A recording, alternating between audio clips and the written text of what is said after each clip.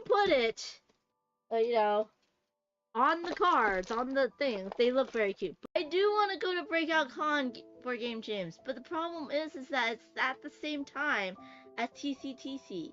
That was right on top of my forehead. Sorry, scrolling. But yeah, I love TCTC, so. And I was just taking a picture. Oh, I took a picture of this because I thought it was funny. Everyone's so short except for Ray, and I could like spot her because she's so tall. I love her though. I love her. It was so cute. They're little manatee heads that you're gonna have floating around. I was like, I mean, a bag of manatee heads does not sound cute. But when you put it, on the cards, on the things, they look very cute. But with all Orange games, can you put it back into the box? That's the game after the game. Exactly. So there's a bag. Scene collection.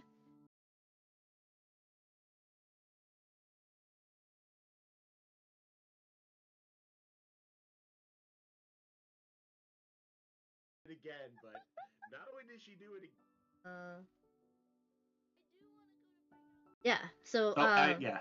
That just says Actually, we're gonna go back in time since you put the starting soon screen on. So we'll just start this whole thing again. That was for the VODs. I'm gonna cut it apart, okay? Dang. After 190 episodes, I finally got it timed perfectly. So cute. They're little manatee heads that you're gonna have floating around. I was like, I mean, a bag of manatee heads does not sound cute. But when you put it,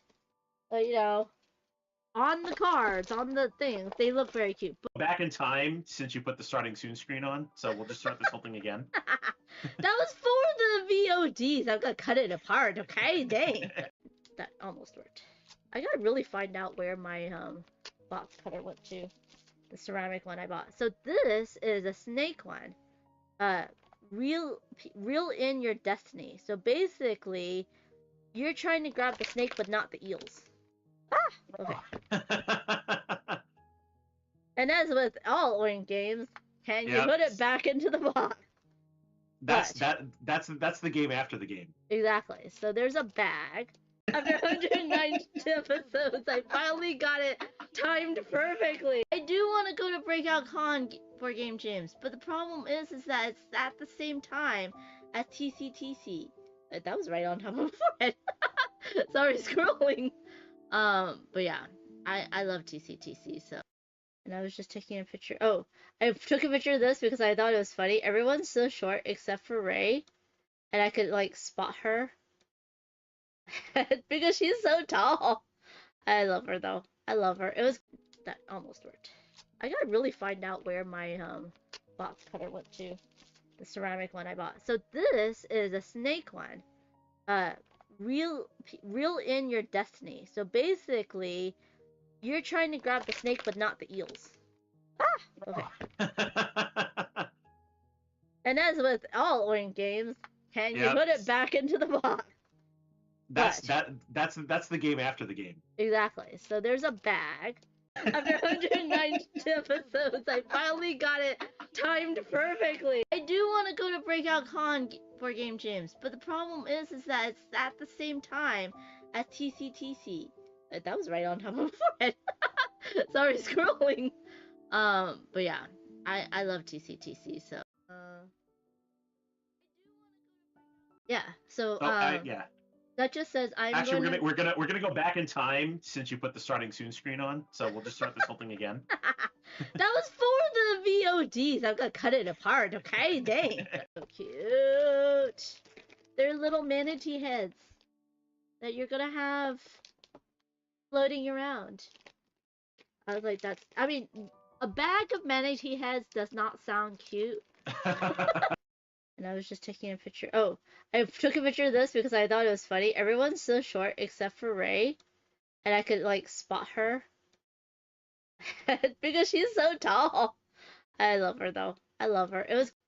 And I was just taking a picture. Oh, I took a picture of this because I thought it was funny. Everyone's so short except for Ray, and I could like spot her because she's so tall.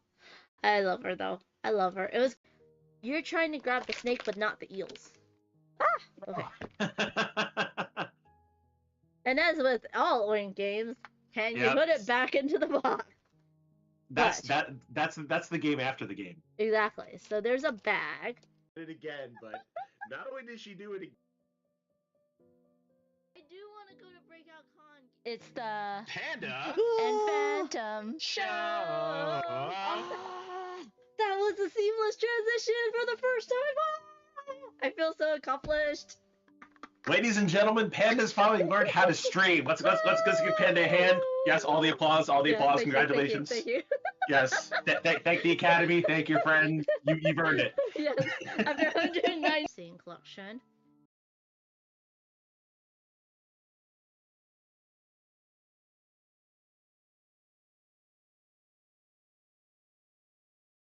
It again, but not only did she do it again. Yeah. So yeah. That just says Actually, we're gonna go back in time since you put the starting soon screen on. So we'll just start this whole thing again. That was for the VODs. I'm gonna cut it apart. Okay, dang. So cute. They're little manatee heads that you're gonna have floating around. I was like, I mean, a bag of manatee heads does not sound cute. I do want to go to Breakout Con for Game Jams, but the problem is that it's at the same time as TCTC. That was right on top of my forehead. Sorry, scrolling. But yeah, I love TCTC. So seeing collection.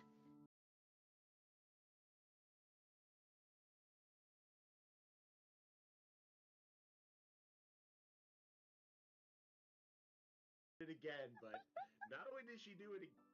I do want to go to Breakout Con for Game Jams, but the problem is that it's at the same time as TCTC. That was right on top of my forehead. Sorry, scrolling. But yeah, I love TCTC. So, and I was just taking a picture. Oh, I took a picture of this because I thought it was funny. Everyone's so short except for Ray, and I could like spot her because she's so tall. I love her though. I love her. It was you're trying to grab the snake but not the eels. Okay.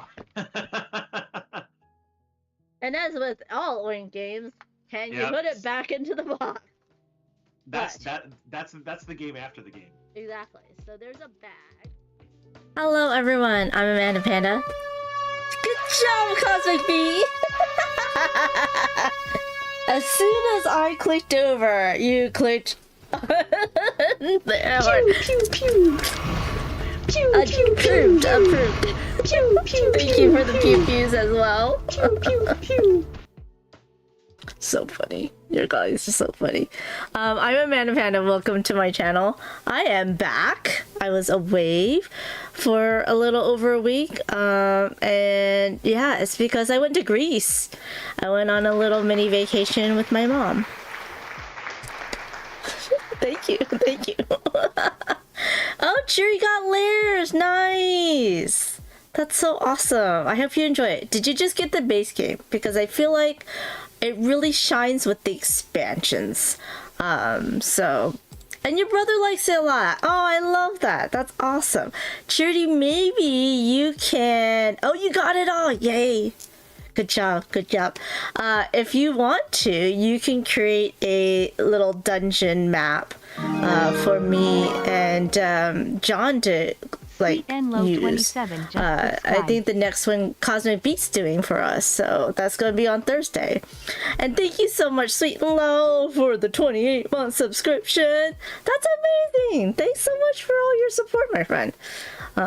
Yes, the deeper dungeon expansion. That's awesome. Let me see. Yeah, Chiri was here first. Hello, Ben. And if y'all don't know, Ben's latest game, or the first game that he has designed and put out there, Pack of Penguins, currently on Kickstarter. So you guys should all check that out because it's a fun family game and really, really cute. With a bit of strategy that's surprising, which is lovely. I do Oh man, that's the sad part though, Ben. just subscribed. Oh, Cheery, thank you so much for subscribing too. You do not have to, but thank you so much for the support. Thank you. That's very, very kind of you, Cheery. Unfortunately, Ben, I did not get very good Greek cuisine. They're known for lamb, and we did not get to have any lamb on the trip. It was an Asian tour, which means a lot of old Asian ladies, which means that half the meals, they want over half the meals to be all Chinese cuisine. So it was sadly not a lot of Greek cuisine to be had. But I will go ahead and show y'all. But yeah, so it was technically, let's see, I think it was only like 5 days. I took notes. Because the first day I flew in, it was a travel day. Everyone was flying in. So we just wandered around the hotel, and the hotel we stayed in Athens was in a more rich area.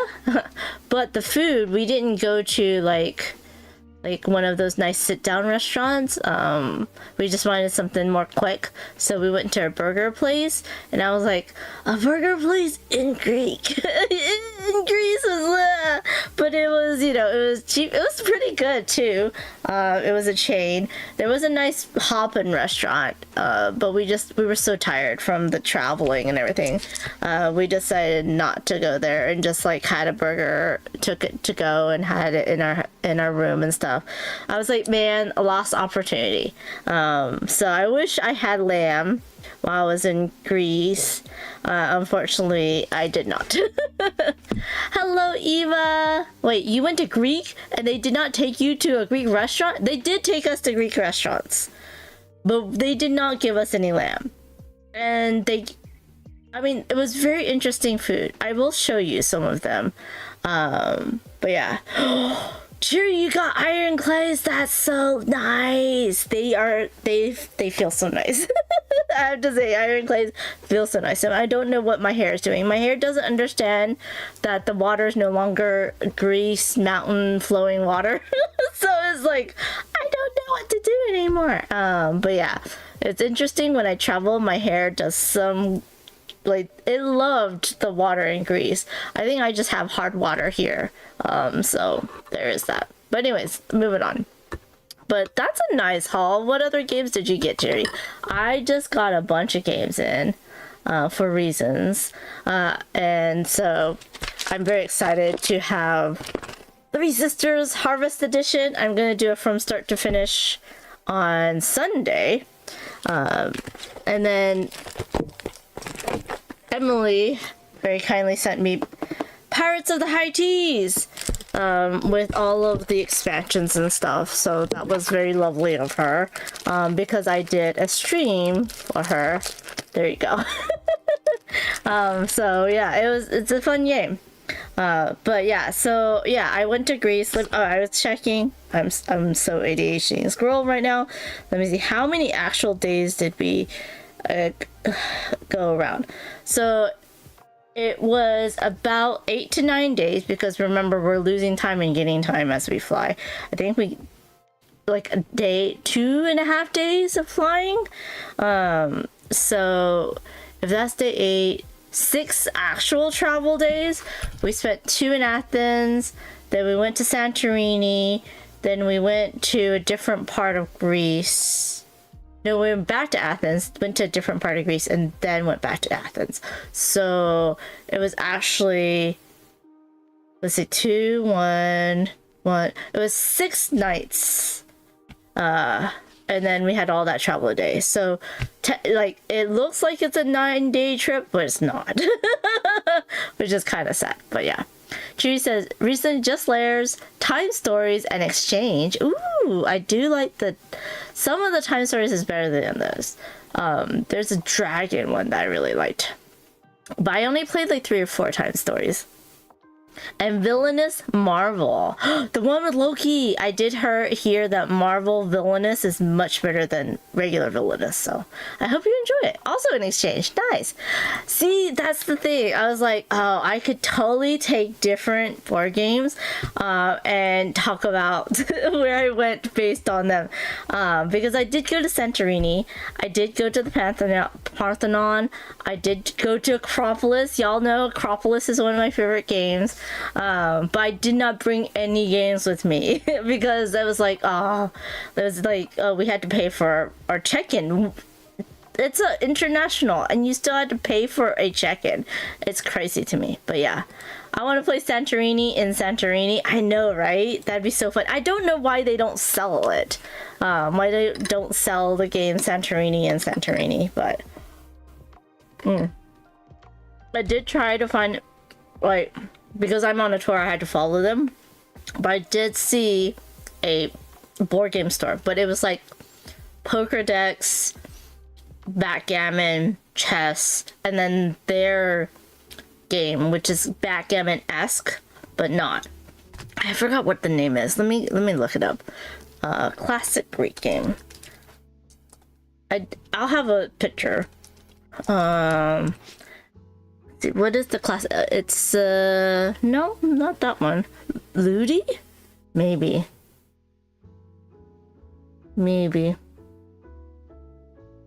But it's like oh man, why am I not? I did not use the word classic Greek game in my original chat, but I could take Greek monsters, horrified Greek monsters, Acropolis, Santorini, and show you pictures. But yeah. Awesome boy! Hello, how are you doing? Welcome in, Deadpan!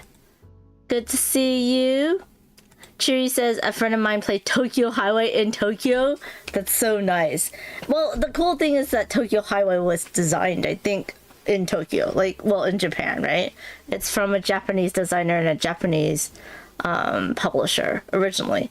So I thought that's pretty cool. But I don't think Acropolis, Santorini, or Horrified are Greek designers. There is one board game company based in Greece, in Athens, near Athens, Greece. Like literally I could have took it a 30-minute car ride, but I didn't set anything up ahead of time or anything like that. But yeah. Look at you, awesome boy, on a 5-stream streak. Thank you so much for streaking. How are you doing? Yes, yeah. Tokyo Highway is from Tokyo, so that's pretty cool. Let me see if I can find that board game store. I don't know where it would be in my pictures though. I forgot where I took it from. I don't think it was from Santorini though. I should just show y'all pictures because then I don't have to like jump back and forth. I don't know why I'm thinking of the dance, but anyways, all the single ladies dance just popped into my head and I don't know why. But yeah. What it do, baby boo? Hello, Sir Bearsworth. How's it going? Did you miss me? Probably not, but that's okay. Let me see. Yeah, okay. Open that one. I'm still opening up a bunch of pictures. I have to like skip through a bunch of them. Because like, don't need y'all to see 1,000 pictures of my mama. Saberzer says, I'm always thinking of the dance. Olé! Oh man, it has been too long. We need to get together. I need to get some gaming in. For sure. For sure. There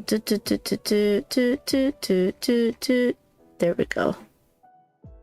Yeah. Now, the weather, I think was good. even though we only got like 1.5 day of sun, like it would peek out so that we can get pictures and then go hide. It was mostly very cloudy or overcast, but I think that's great because then it's not hot, if y'all know what I mean. But yeah, so I think we did have really good weather, and I really enjoyed that, even though the pictures are not as, you know, we don't have the blue skies in all of our pictures, which is totally fine. But we really enjoyed ourselves. It was a lot of walking, and some tips if you're going to go to Greece is to definitely bring like trail runners, like shoes with a lot of grip. You're walking on marble, you're walking on like sandy, gravelly, stoned walkways like cobblestone, and yeah, you need the grippy stuff or you're gonna be slipping and sliding. I actually had to switch shoes with my mom, who brought 2 of them because she slid one time while she was on a trip, and so that we would get the more grippy stuff, and which is much better than, you know, falling on your trip, which is bad. Oh, what I already wear, that's awesome. Yeah, I like Skechers just because they have the memory foam padding. I don't necessarily like wear other types of shoes now that I've worn Skechers a lot, just because I like the padding and my feet are now like very soft. Like I don't know if I can deal with very like hard or like flat soles, if that makes sense. I should just strengthen my soles up again. But yeah, so boop, boop, boop, boop, boop. Yeah, I'm just going through trying to find pictures to show y'all. Oh, here. Yeah. And then I can switch on over so that you can see it. But yeah, we had a great time walking around, eating, and taking a bunch of pictures. We did a lot of walking, a lot of picture taking. That is for sure. Because we went kind of off season, so it wasn't crowded, which is absolutely amazing. So we were very happy with that. We had a lot of older people that did not mind more picture taking and less, you know, less walking, but we had a lot of walking just because that's the nature of those types of tours. Shiri says, I used to practice basketball and soccer, so I got used to use shoes with a lot of grip, which is smart, which is good. I heard that trail runners are sometimes better than hiking boots, just because then, you know, they're a lot lighter. Ooh, I got to the Acropolis now. Okay. So, let's go over here. Boop, boop, boop, boop, boop. I know y'all are just seeing me looking blankly into my computer, and I apologize. But I need to get these open. Ooh, I had a really good picture I want to show y'all. Doodah. Where is that? Okay. Not that one. I sent it to my friend, and I really liked my picture of it. Why do I not have... Okay, good. Oh, there we go. I was like, I should have a picture without my mom in it. Just because, like, I'm now her designated photographer. So I take a lot of pictures of my mom, and then she can go ahead and choose what she wants to use or keep and stuff like that. Where is that? Where did it go? I am past it. Where the hell did it go? Deadpan, I got Skechers once in my life and they came apart with an egg.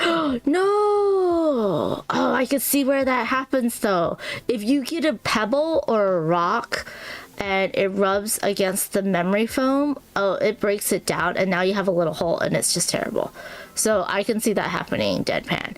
But mine lasts a few years for sure. But I also don't go anywhere. So there is that. There is that. Where is my freaking picture? I am trying to find it. It was a very good picture too. And I cannot find it. Where did that go? Bloop, bloop, bloop, bloop, bloop, bloop. Is it here? No. Where did you go? Nope, I'm going the wrong way. Boop, boop, boop, boop. Come on.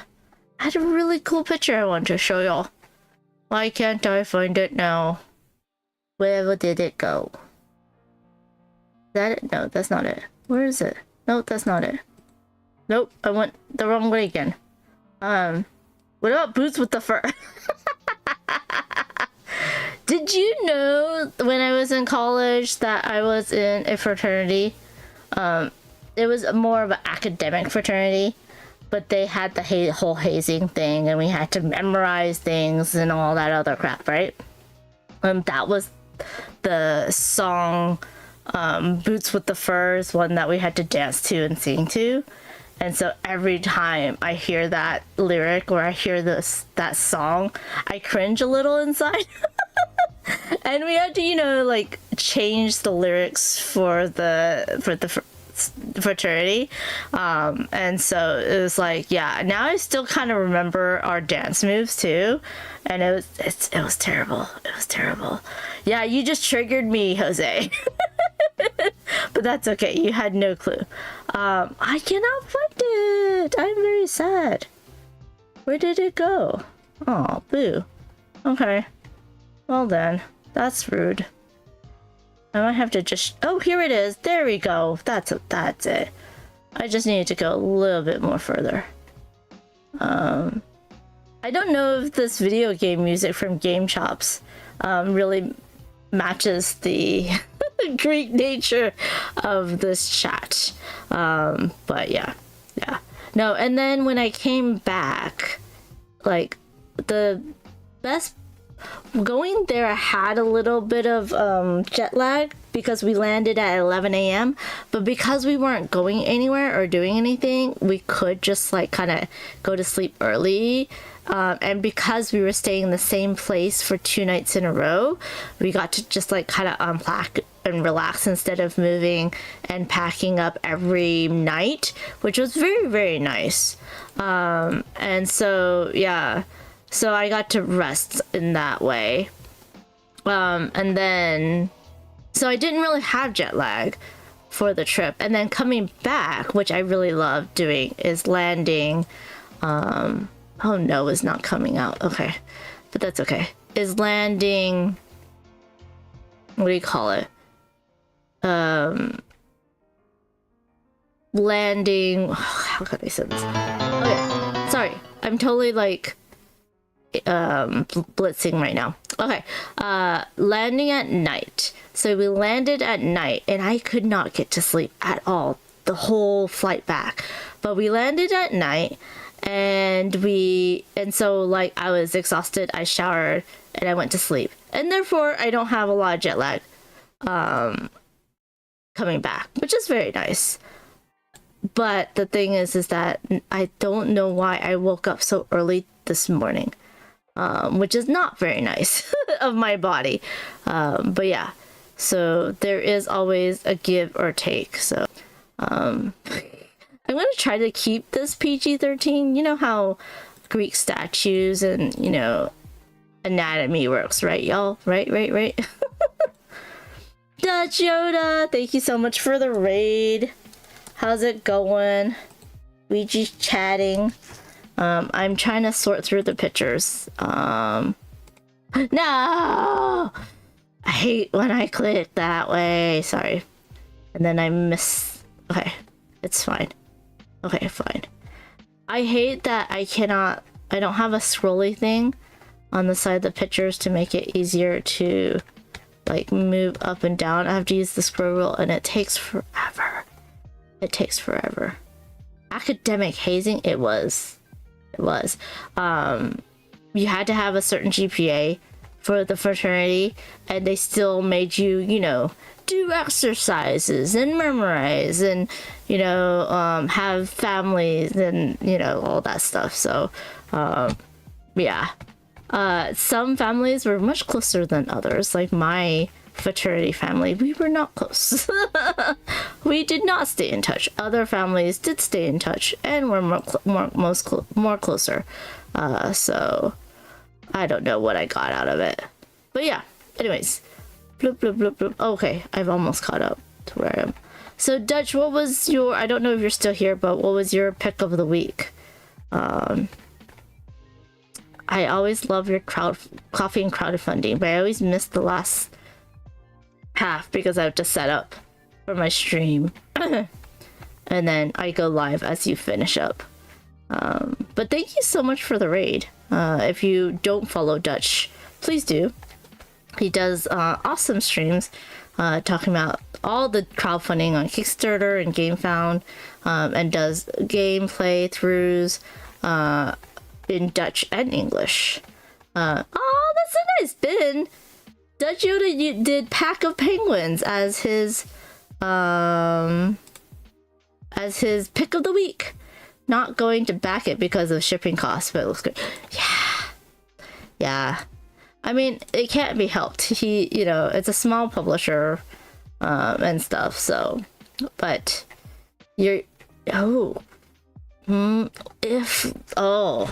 see if well, Dave's not doing World Series this year.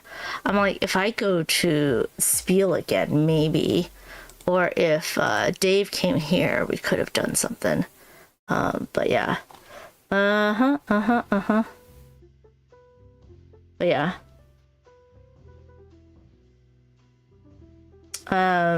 Cheery says, I know we do not have sororities or fraternities, at least they are not a huge thing. Which is kind of cool.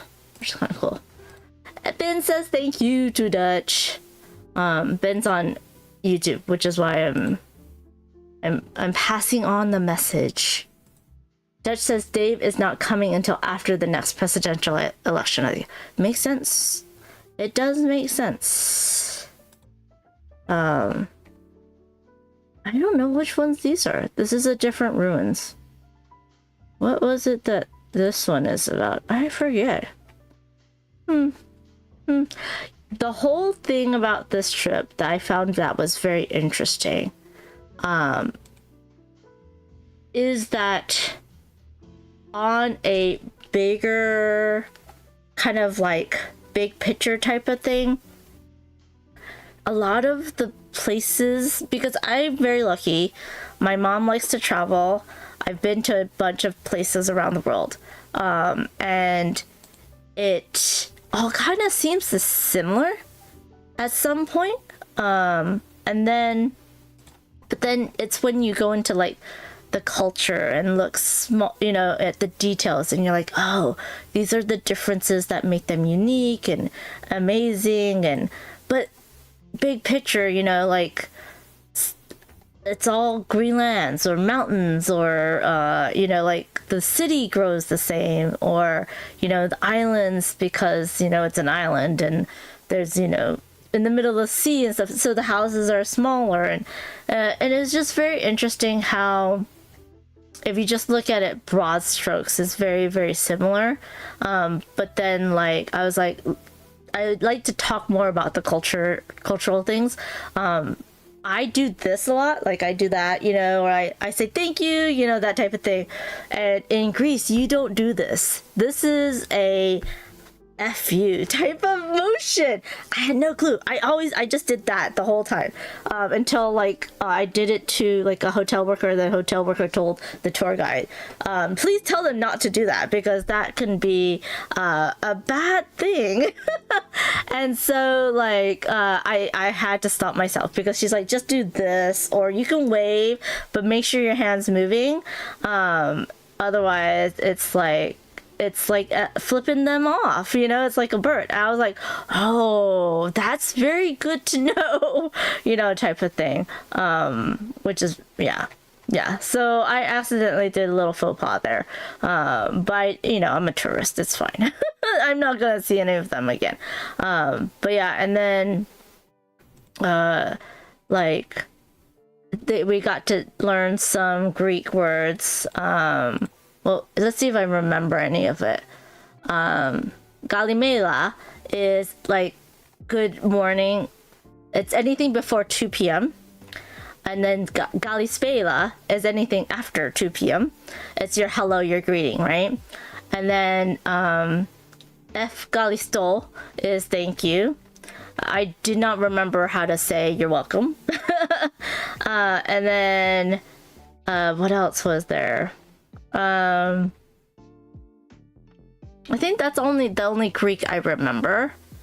But yeah, so, you know, it was really cool, stuff like that. Or what other things that I was like really interested about? So like in Athens, like in the mainland Greece, well, not the mainland, I guess the main island, it's okay to drink the tap water because they get it from mountains, like mountain spring water, like that type of thing, or mountain water runoff, whatever it is, but it's mountain water.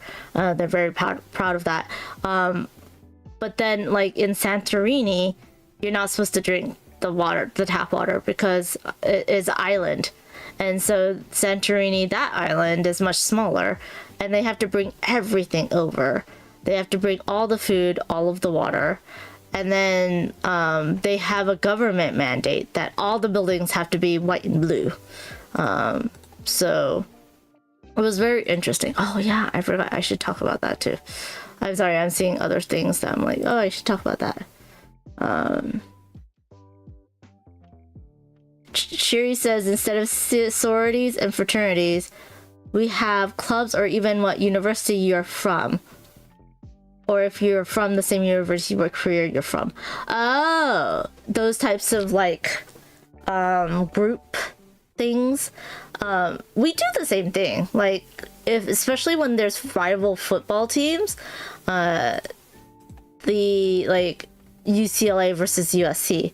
So like, if some people might hire more from the other, hire from one, they're like hire from their own people, right? Their own university, their own alumni versus another, right? Or they will help you get in because you came in from their school, right? The school that they went to. So I can see where that comes from. And Ben says, totally understanding shipping frustration. Yeah, but that's out of your hands, Ben. So it's a hard thing, right? I think we are even having more shipping issues. I don't know if our US Postal Service is gonna go on strike or not, which could be a thing that happens. But yeah, oh, there we go. But anyways, yeah, so where was that? That was this, yeah. Okay, never mind. But yeah, so it's very interesting. I don't know, is anyone else a part of a sorority or fraternity? Or went through all that? Oh, and you're gonna see a lot of cats. There's a lot of stray cats and a lot of stray dogs, but they are like well taken care of. And I'll talk about that when we get there. But like, it's very cute. Our tour guide, she's from mainland China but moved to Greece to help her parents with their business, and then stayed and learned Greek and all that stuff, and then became a local tour guide. And then we had the actual owner of the tour group from Taiwan. Actually, she's Canadian American and Taiwanese. But yeah, so she was with us. The actual tour group's owner was with us.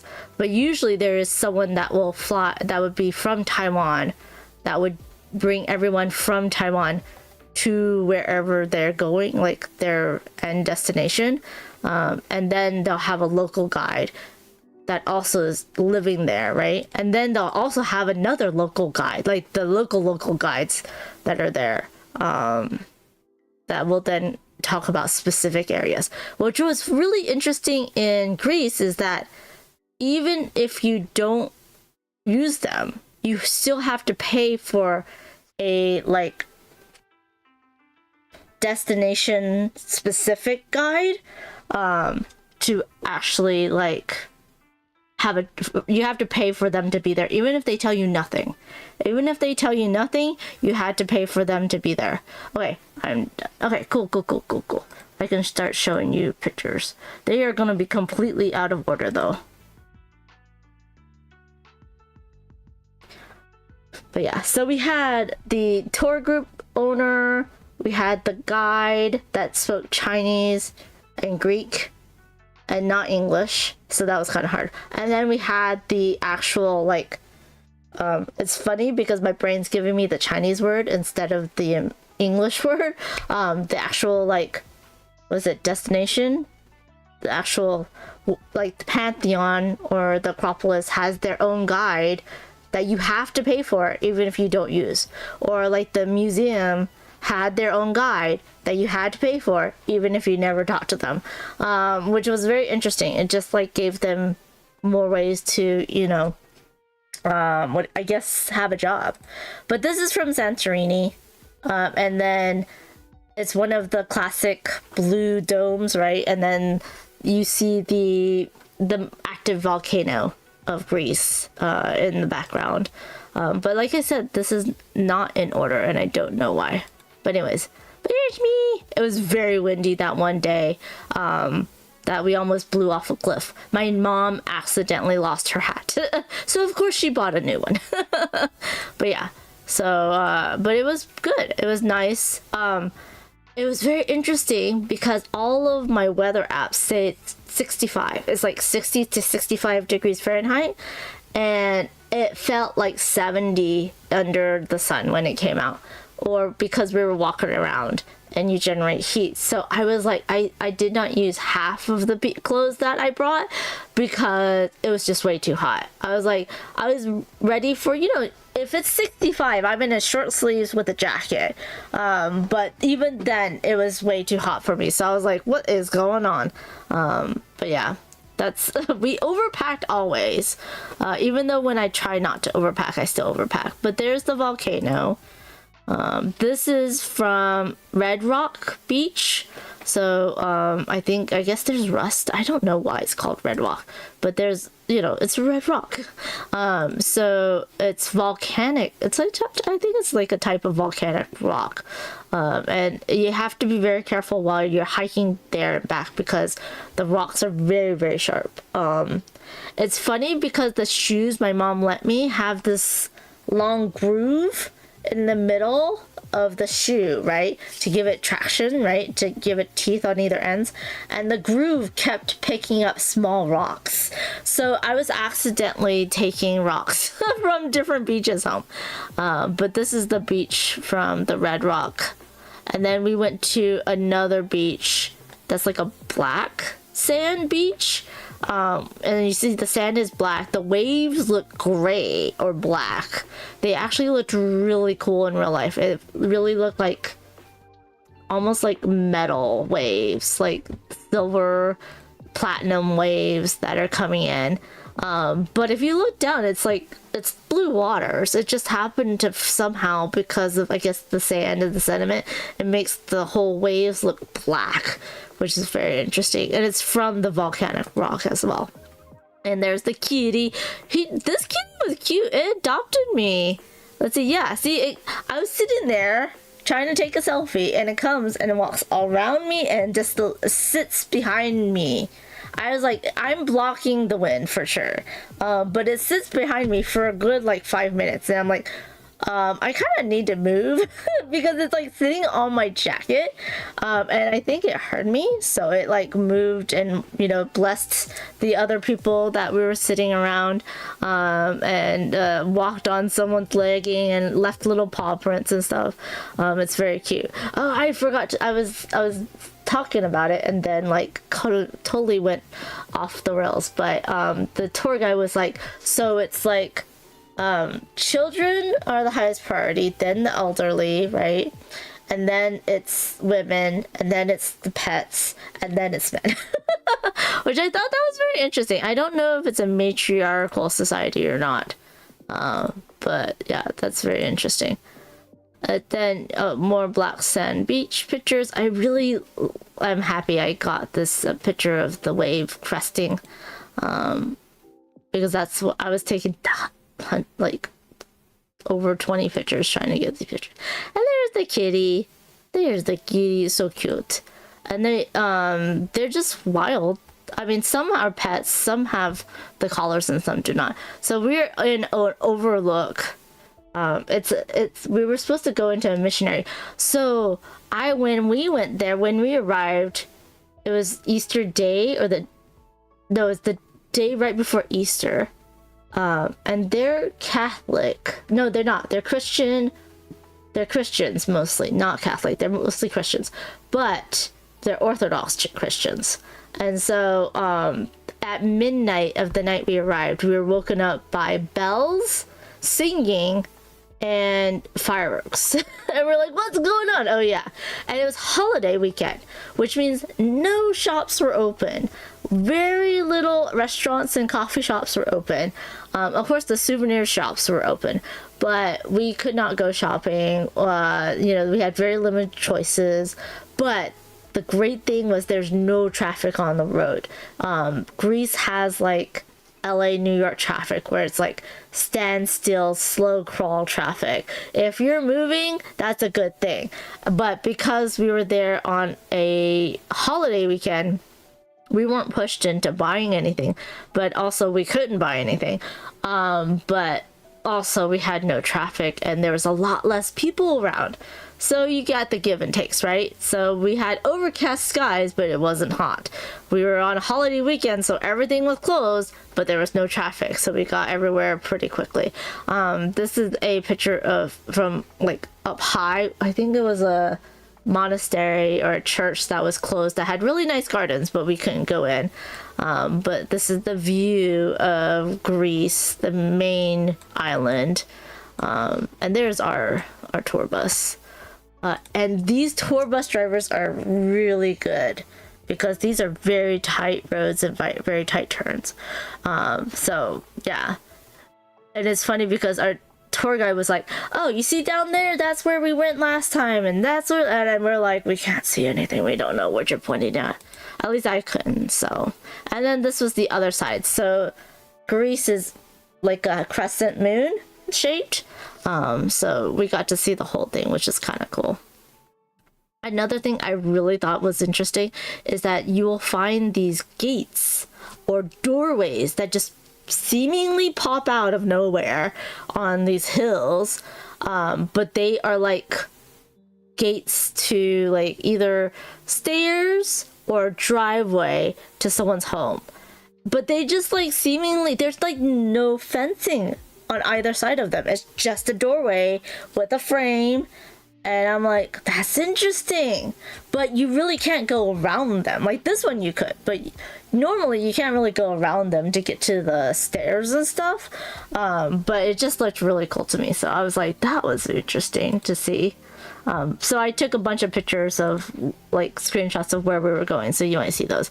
And then they had a thing, this is in Santorini too, because donkeys are the way you can get around. They have four-wheelers that you can drive around, but a lot of people like go and get accidents because they're very, very fast. Like they're faster than people think. Also, one crazy thing is in Santorini, there's no stoplights. There's no stop signs. There's no red lights.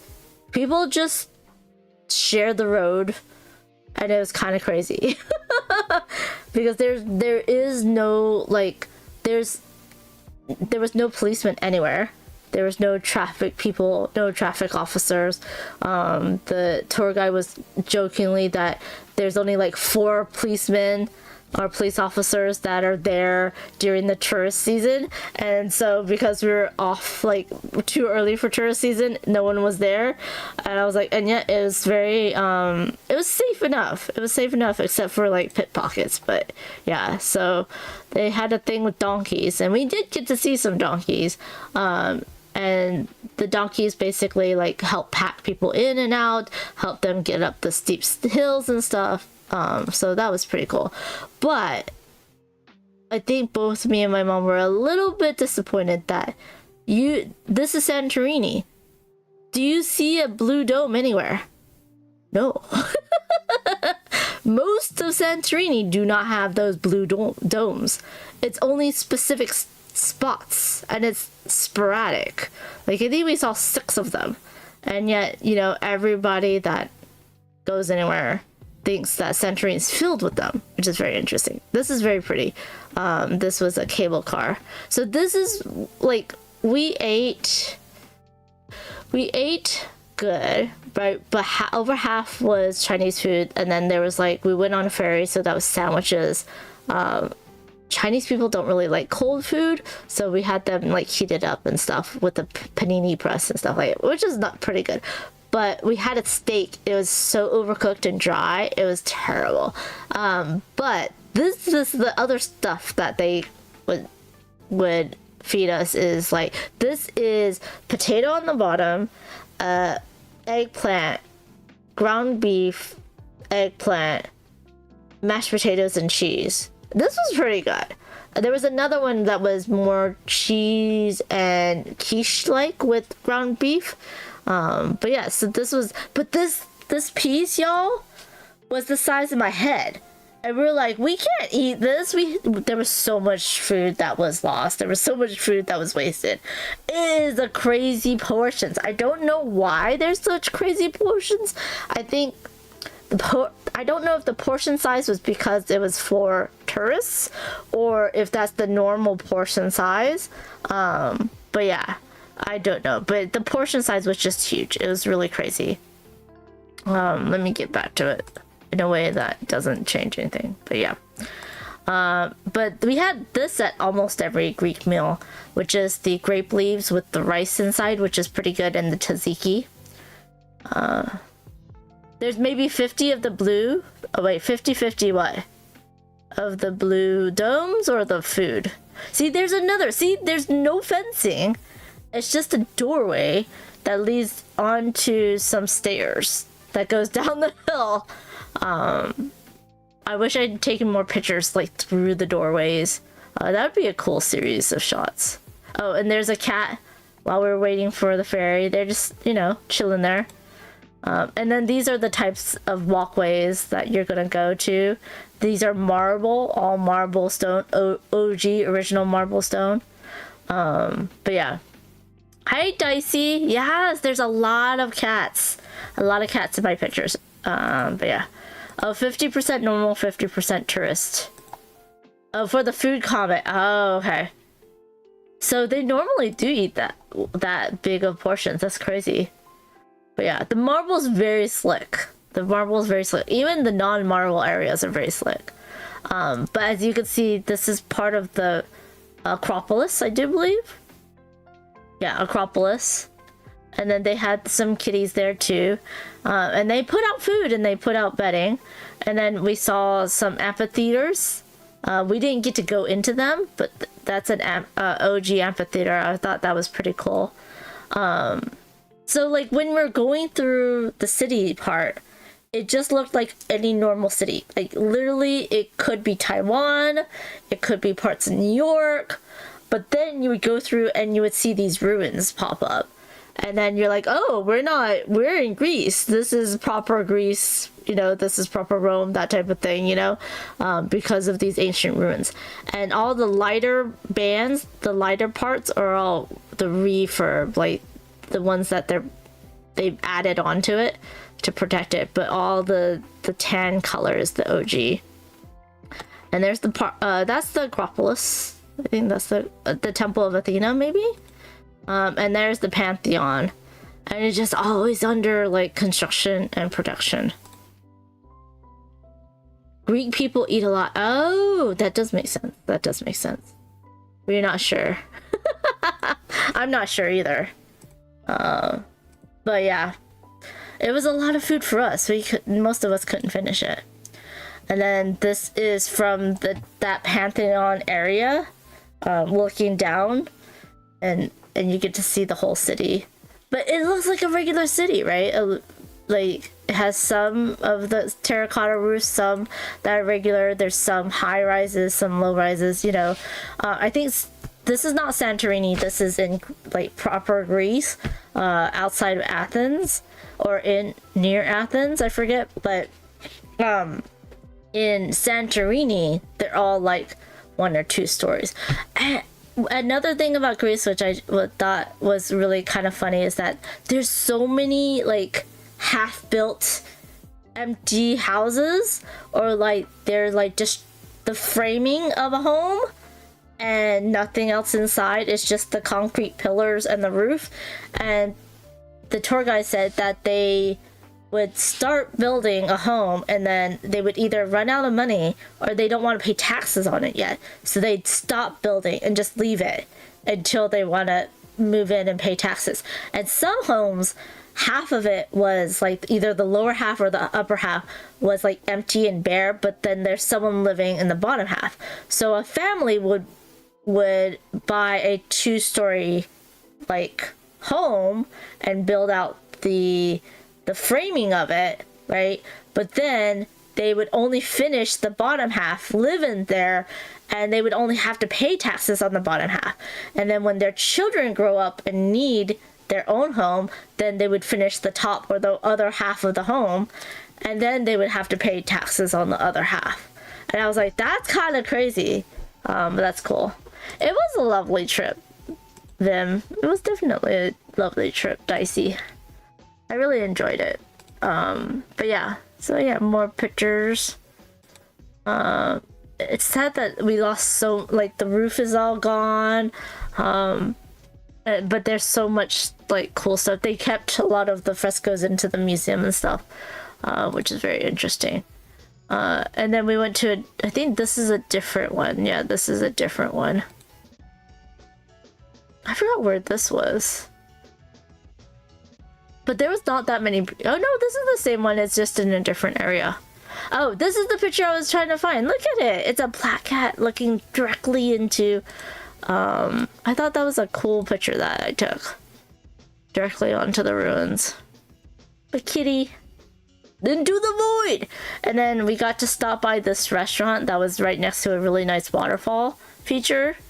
So we took a lot of pictures of that. The tour guide knew the people well that were there. We liked the pictures. And because it was Easter, they had these red eggs, and we didn't know, so we didn't get to have any of the red eggs. But the Greek tradition is that they dye these smaller eggs, not like chicken eggs, not like large chicken eggs, more like medium, small size eggs, red. And then you go around and you click them to each other, and whoever does not crack gets the good luck, you know, for the rest of the year. Hello, Kima. How's it going? So there's all these red egg stuff all over for decoration for Easter. And I was like, that's pretty cool. But I'm kind of sad we did not realize that, and didn't, because the first day the breakfast buffet had them and we thought they were tomatoes. That's how small they were. We got to see a lot of, there's some mountains that still had snow, which was very, very beautiful. And then we went to a museum and got to take some really cool pictures and hear about the stories and stuff like that. So about the different gods, but of course I was focused on the animals. And there's the Sphinx without her nose, which is really cool. I'm not showing you the front side of these guys because we're gonna keep it a little more PG. But the tour guide was like, I know you really want to see the back side. I was like, that's so funny. And there's a pig. And then this is a bowl that was made completely out of silver, and this is what was left of it, which is kind of cool. And then this is the whole complex that we're in. These are actually like little treasuries. So this is I think this is a temple for Apollo. And then this is all the little treasuries that the rich people built to hide all of their, it's like banks, these little banks or little, you know, safety, you know, safes, like buildings that they would put all their expensive gold and stuff like that and all their treasure into and keep safe. And I was like, that's interesting. Only 1 or 2 buildings are still standing though. Kim says, I low-key thought you were also going to Coachella with Bonds when you said you're going for a trip at the same time. That would be fun, but I would, that's not my that's not my jam. That's not my crew. Bonds is way cooler than I am. But yeah, I would totally need to have a sugar daddy and glam that one. Coachella, yeah, sleeping in the car and stuff, not for me.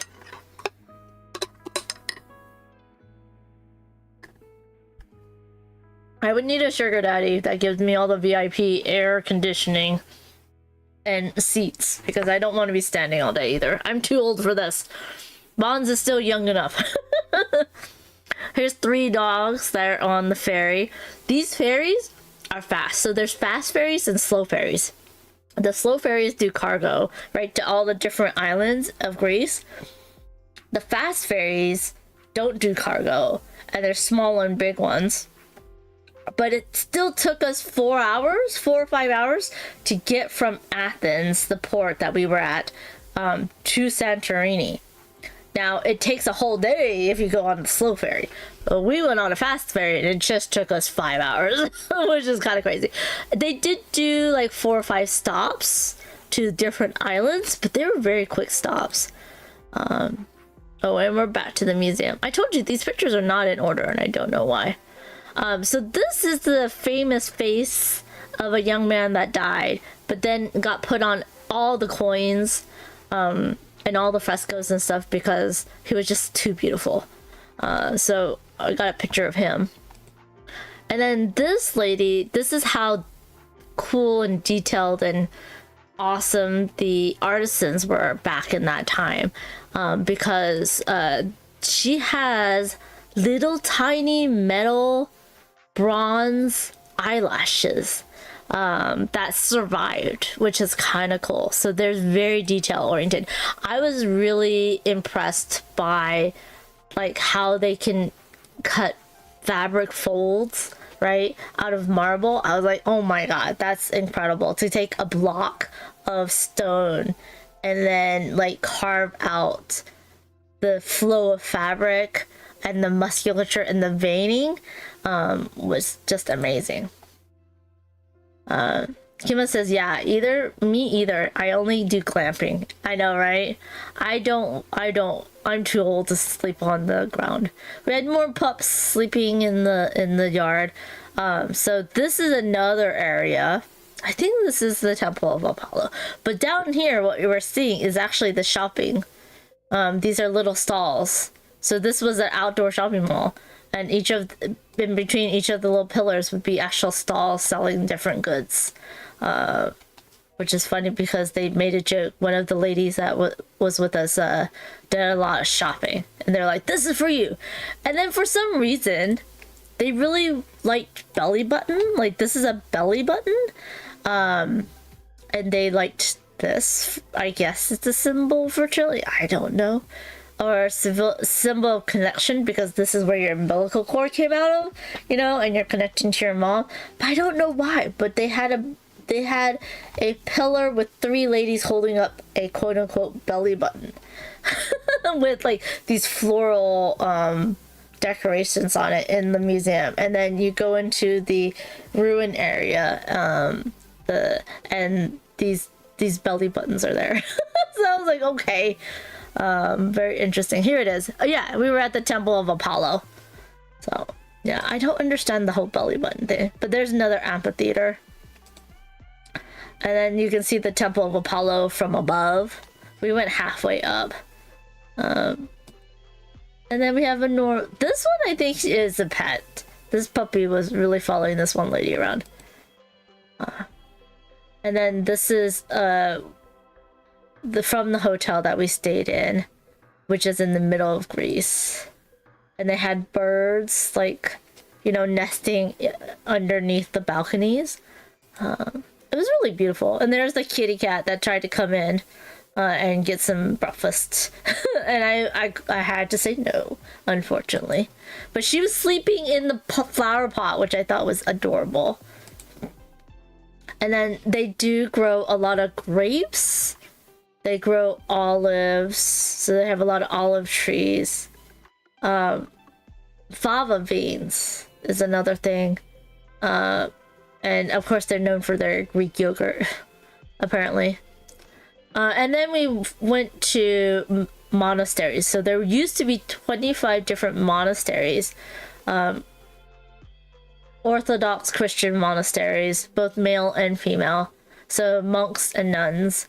But the bombing has destroyed most of them. So I think there's like 12 left, less than 10 left. And so we went to the highest female one, and we went to another one of the male ones.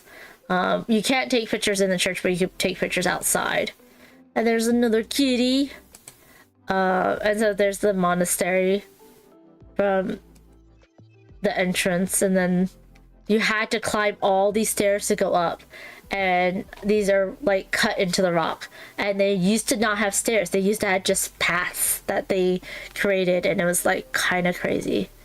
But yeah, so we learned about, you know, Christian Orthodox monks and nuns, and they just wear all black. They've thrown away all of their worldly possessions, so they're poor. They only, you know, are able to eat and keep up with things based on tourism money, right? Our entrance fees and stuff like that, and donations. And then the local villages will go there for Sunday worship and stuff like that. But it was beautiful in that area. Very green. Our bus driver was so cute. Our bus driver kept a can of dog food and a can of cat food and little pouches of wet cat food in the bus. So he'd be like, "I'm sorry, do you mind if I stop for like 5 minutes and just go feed these cats?" And we're like, "Sure." And then like when we're in another area, he'd be like, "Oh, I forgot, I gotta feed the dog." So he has his own routes of cat feeding and dog feeding of the different strays, and I wonder if they like switch off, or everyone has a different route or something, or they just feed them regardless. I don't know, but these cats were very hungry. And then we got to see into the village from up top. More kitties. Even more kitties. This one was very pretty, and then I saw some very pretty flowers. And more pictures from above. Different villages. So this is the other thing. This was a pasta dish. So instead of potatoes, it was pasta, ground beef, pasta, and then a cheese souffle thing on top, which was pretty good. I like the potato one a little bit better though. So that was, I think that's a Greek type dish. Also huge, also very, very huge. This is not a lake. Well, it's kind of a lake, but this is not a natural lake. This is the reservoir of water, I do believe. And they say that Greece will only has enough water, fresh water, potable water, water you can drink, for 3 years. And then they'll run out. And so they are gonna have to have, they're gonna have to be able to, what do you call it? Get more in. So that was, we're completely out of water, but this is the very beginning. I got to meet Mr.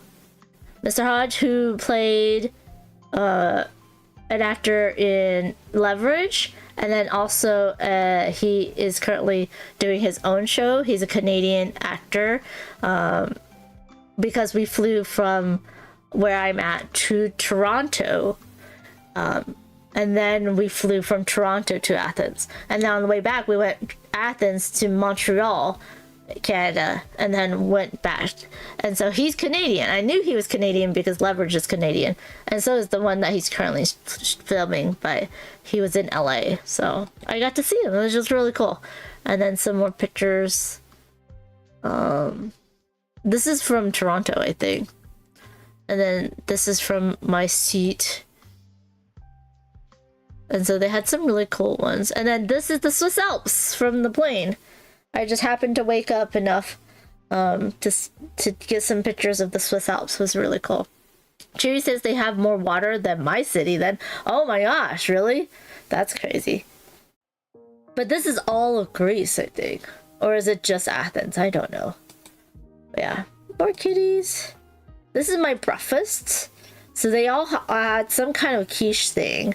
It's kind of a cheese sweet thing that's almost mochi texture.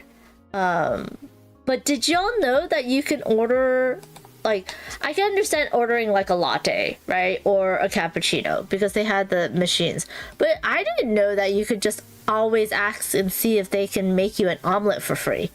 At any of, like, I guess my mom travels enough, but European, I guess,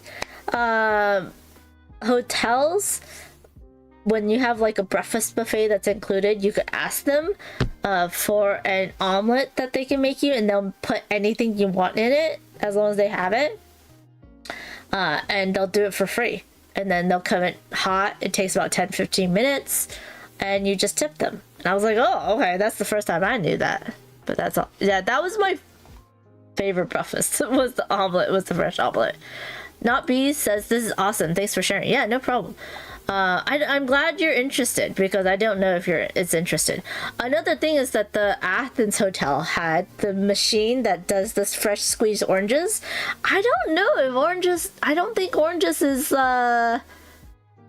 it's a tropical fruit, right? I don't think it's originally in Greece, but they had a lot of oranges, and we got fresh squeezed orange juice every morning that we were in Athens, which was really nice, and a nice omelet. So, and I don't know why my brain's like, there's pigeons here, but yeah. I don't know, are pigeons naturally in Greece? Maybe these are Greek pigeons, but I don't know why, but I feel like pigeons are an American thing, but probably not. Oh good, I'm glad it's interesting. But yeah, random facts. So we got to see the Greek, this is the changing of the guards, and I thought that was what was really cool, is that their shoes have taps. You know, tap shoes? They have the actual metal taps on their heels, and then they have like little dots of metal on their toes, so they scrape along the marble and make a specific sound, and they like kick up their feet in a specific way while they're doing the changing of the guards, and while they're marching and walking around. And I was like, that's really cool. And I tried to ask why they use like the sound or the taps, and they're like, that's just the native Greek culture and stuff. I was like, where would that come from? Is it because, you know, it makes a specific sound on marble, or like, where would that come from? It was funny because my shoes had that groove in the middle, and I would pick up rocks, and I would know it would be a rock stuck there when I start hearing like tapping as I'm walking, because the rock would hit the stone that I'm stepping on. So I was like, maybe it came from that, like there was rocks and sandals, and then they would, you know, go ahead and make sounds, and then liked it. I don't know. I really wanted to know what it was. It was probably a French pigeon. Oh, yeah. Pigeons are almost everywhere. That's probably true. But that's funny that it'd be a French pigeon. But yeah, anyways, I thought that was really cool how they pick up their feet and they made different sounds with tap shoes, basically, on for the guards. And then you had other guards, like the other military guards, that fixed their tassels. If they had sweat, they would dry their brows, they would give them drinks and stuff like that. And this guy's just playing with him. I caught him big. But there's a whole street that's like where it has like university, museum, you know, like government house all on this one street. And then if you go like 2 streets down, then you're in like sketchy neighborhood, kind of like any other big city, right? So it's kind of cool. So we went down there and took a lot of pictures of that. We never went into any of these buildings because they were all closed. But yeah, so this is this the one? Yeah, this is that one. The Academy of Athens is what we saw on the outside. And then we went to the so this is where they started, like they had the Olympics. Yeah, this is all marble. All the seating was all marble, and this is where like the when the Olympics was in Athens, Greece. They had it start here or end here, I don't know. But this was like the whole stadium, and it was surprising because one very rich guy just like, nah, I'll just pay for it and build it all. And it's like, okay. And he did everything out of marble, which is kind of crazy. And you can pay to go inside and walk around, but we didn't have time, so. Shiri says, a Mexican graki found its way to Japan. So it's not crazy to think that maybe a USA pigeon. I don't know what a graki is. Grackle? Is that a Mexican, is that a bird? Found its way to Korea? Not Japan? That's interesting. I always find it interesting, like, what type of animals go to different islands. Usually it is, like, birds, right, that can fly there. Or they hitch a ride on boats, right? So, yeah. The Pantheonic Stadium, that's what we just saw. Completely marble. Incredible. So I took a bunch of pictures of like this type of thing, just to like be like, it does look like Taiwan a little bit, with the high rises and the, you know, the balconies and the people drying their clothes out there, you know, and then it's like older rundown buildings right next to really modern, you know, upscale buildings with a lot of glass, which I was like, man, things are so similar around the world. But then you'll come across this like ancient ruin in the middle of the street, you know. So it's really kind of cool to see that. And then we have Alexander the Great, and then this is a poet. I forgot which poet it was, but a poet. And then this is actually a college for, that is connected to the University of New York. And I was like, whoa, that's, I know like Taiwan does that with America, but I didn't know that Greece also did that. So this is kind of like a connected college to NYU, which is kind of cool. Shiri says, a female great-tailed grackle native to the Americas was spotted in Busan, South Korea on October 2024 and again in March 2025. Likely a ship-assisted arrival, most likely, yeah. The bird likely traveled on a cargo ship, making a rare non-migratory visitor far from its natural habitat, causing significant interest among local birders. That's funny. Did it live? Did it breed? I wonder. These are ancient Roman baths. So these are the ruins of the Roman baths that were here. And I was like, oh, that's pretty cool. That you can see like how they did the piping, and they would just like, I don't know, are these seats for you to sit on? And then there's a big fluffy dog, not bird, big fluffy dog as well. And then there's the ferry that took us to Santorini. And we stopped by Syros, so this is Syros, from the port. And this was my lunch, which was interesting because these are your normal like cold sandwiches, but they requested it to be like hot, and they also had a fresh orange squeezing machine on board, so we got fresh squeezed orange juice too, which is interesting as well because it definitely did not taste the same as Californian oranges. And talking to other friends, California oranges do not taste the same as Florida oranges. So it just depends on what strain of oranges you're also there. Also, there was a lot of orange trees just like growing along like the roads, But the tour guide says that those orange trees don't taste very well. Like, the oranges don't taste good. And I was like, oh, okay.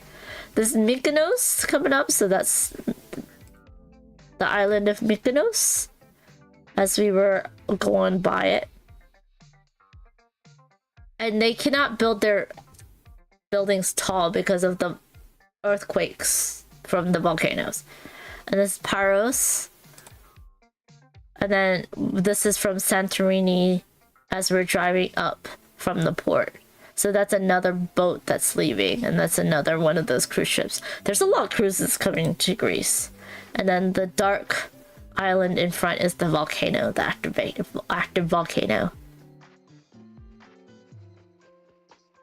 Oh, Cheery says that probably did not breed because it's all alone. They let it live because there's no it doesn't affect local wildlife at the moment. That's pretty cool. Although you never know. You never know. That was the first blue dome I saw. It was for a church. And then this is like as we were walking. I mean, as we were driving to our hotel, this was the scenery. And then this was our hotel. It was renovated, but still had some issues. Still has some old stuff, but it was beautiful. And I saw a horse. Of course, there was donkeys as well. And then we saw a lot of churches. So like this is one of them in Santorini. That was that church. And there's the famous 3 blue domes. That's in every single picture of Santorini. And every like single tourist thing of Santorini is these specific 3 domes.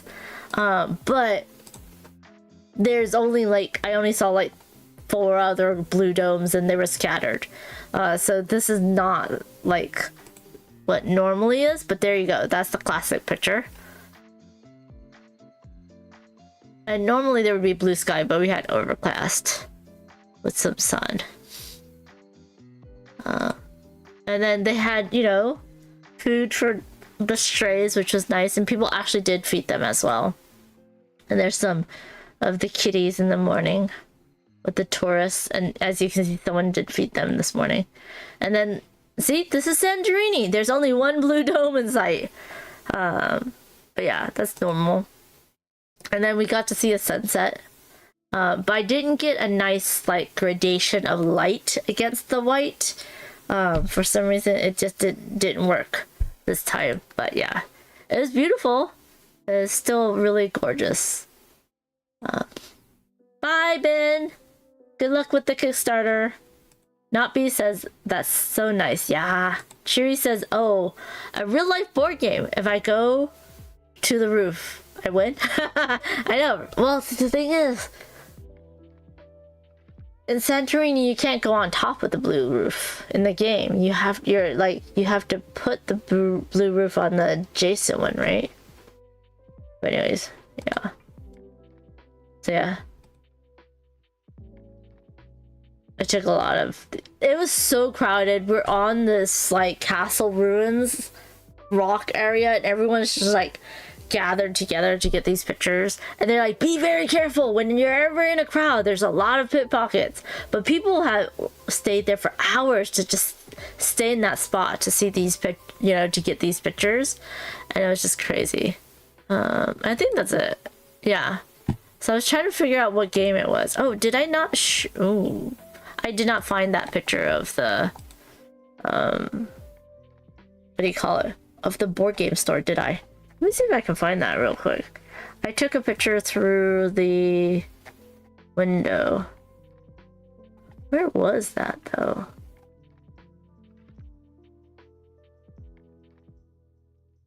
I never say the blue roof. The one that has 3 stories high and you win. Yes. Yes, that is true.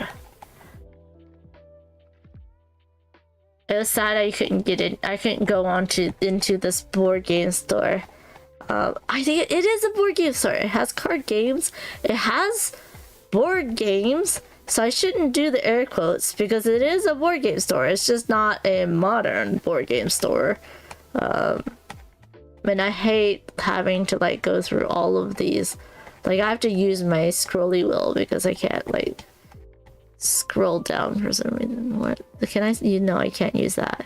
I have no like scrolly thing. See if I can scroll this way.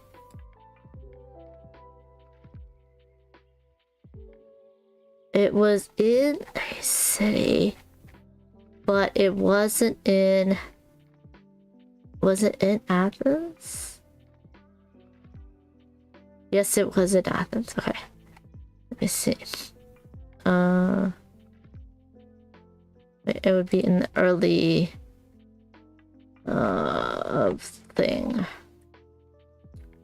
Yeah. Ooh, did I go too far? I did not yet. Okay. Oh, that's definitely too far. Yeah, I wanted to take like a piece of Santorini the game to Santorini and take a picture, but then I also didn't want to break it. Like I bought a cup and it broke, and I was like, dang it. But yeah, that's just on me. Was it? It was not this one. But that is not. No. Is it here? Let me see. I forgot. We did a lot of walking. Wait, here. No, yeah. No, that's the Chinese food. Some of the Chinese food was great. Some of the Chinese food was okay. Definitely not as good as LA. Which is very interesting. Is it there? No. Not there either. What is this? What am I taking pictures of? Oh, there is the shopping. Let's see. We of course went to a shopping area. Oh, let's see. No. Is that it? No. That's the shopping, the souvenir store. We had a coffee. Should be around here.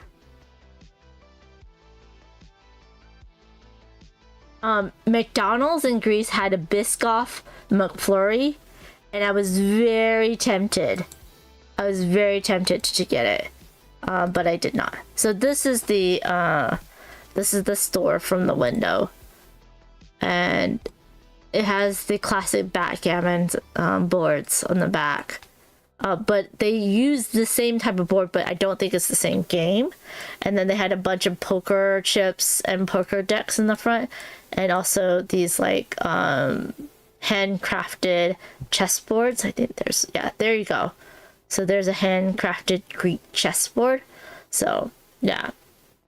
But yeah. And then when I got back late at night. And just went to sleep, and then woke up the next morning and played some games with friends, and then went to celebrate my uncle's 80th birthday, his wife's 75th, I think, and their 50th year anniversary. Plus, his wife was named like Woman of the Year by the Monterey Park or the local government. Which was really funny. But yeah. What was the name of the place? Oh. Dang, damn it. Can I? There it is. There we go. I think this is the name of the place. Manopoulos. I'm definitely saying it wrong. There it is. Yeah. Oh, why can't I zoom in? There we go. Handcrafted in Greece since 1970. I think this is not backgammon in the back. And then this is it's an actual Greek game that use the same backgammon boards. But they have a lot of chess boards and checkers, and then poker decks and poker chip sets. And then the chess in the front. But there it is. Manopoulos. That's the name of the place, not bees. But yeah, unfortunately I couldn't go in. It was closed, but that's okay. And then so I got a James Hudson. If I think y'all saw some of our content creator friends like Bonds went to a Druid City Games event. I was not able to go to that, but he is a friend of mine, so they had a game day for his friends called James Con, and we just hung around and played games together. And so I did get to play a game of his game. What is this one called? Bloodstone. Not Blood Rage. Yes, Bloodstone. Right? Bloodstone. I thought it was good, even though it is a Ameritrash. I don't usually play those, but it was pretty good game, and I really enjoyed it. I had a lion, a spirit lion, and then we ate some yummy gummies. That's the one I had. And then Ruel and Shu, of course, knocked me and James out early, and then Shu won. Let's see if we can go back. And then we played Flip Tunes with Kristen and Liam. And that's a fun game. I really liked it. I really like Flip Tunes. And then they played a bunch of different games. I taught them chicken fried dice and kind of burnt out the brain a little bit.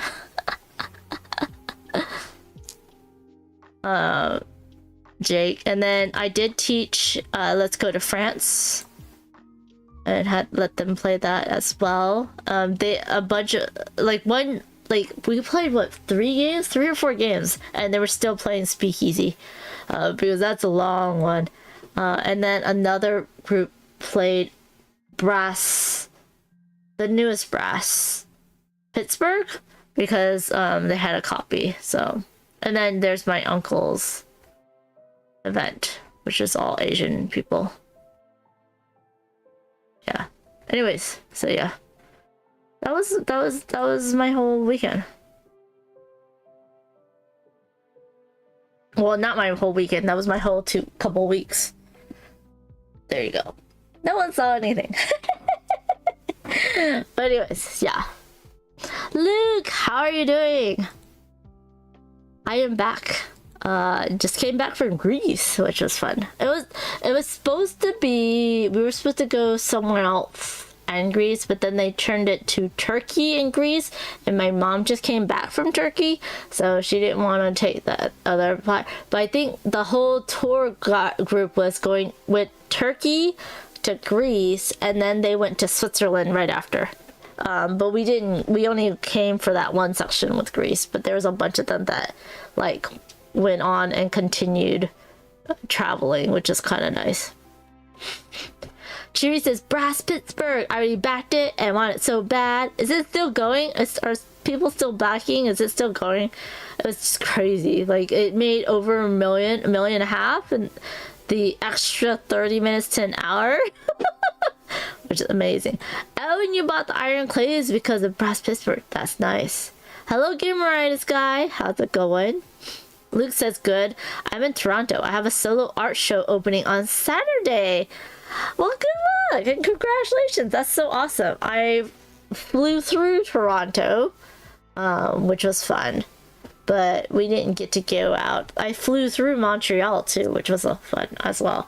It was interesting because it was like going through Toronto, I think it was just English in Greek, and then going through Montreal is English, French, and Greek is what they were speaking. Oh, it finally ended and they already charged you. Nice.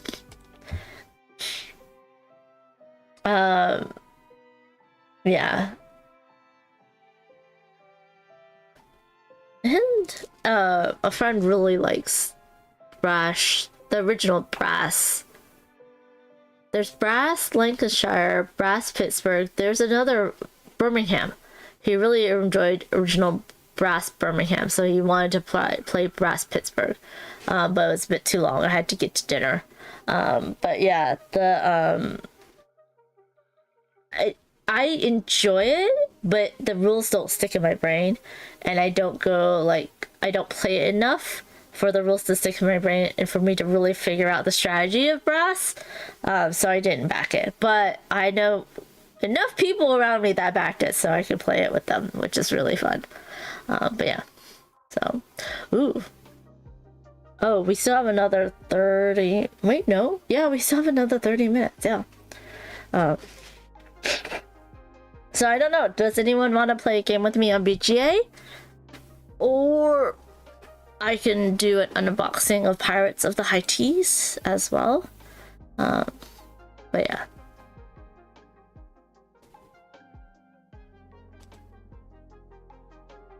The strategy of Brass is to go in debt. Really?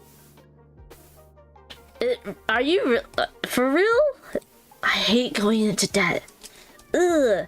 Too IRL, too real life for me. Let me log in first.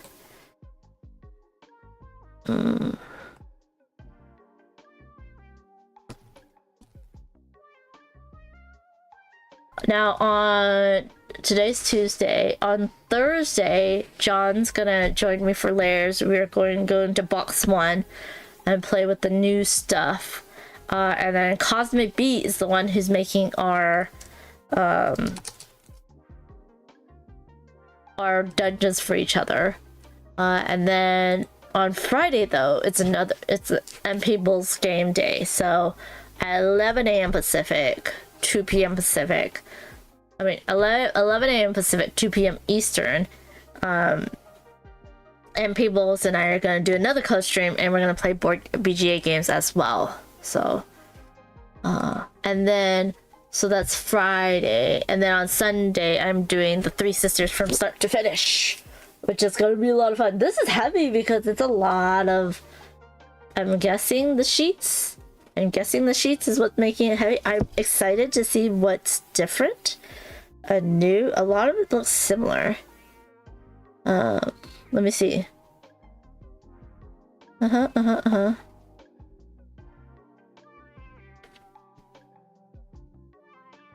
Oh, it has campaign mode. That's probably it's the same game, but also adds campaign mode. Okay. And the new content can also be used as expansion modules for endless replayability. That's pretty cool.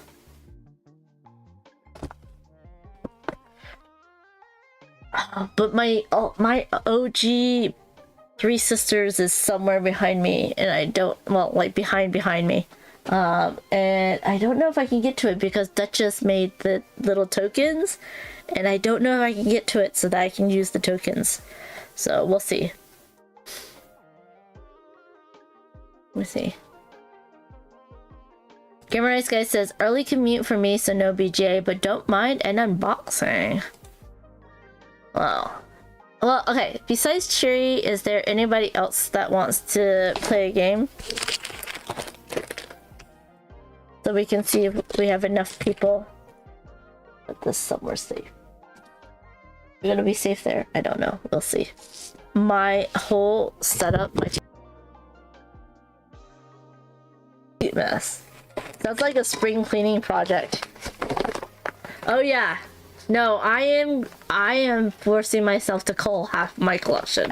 No, I'm going to try to cull half of my collection. Yes. Hey, Board Games James, how are you doing?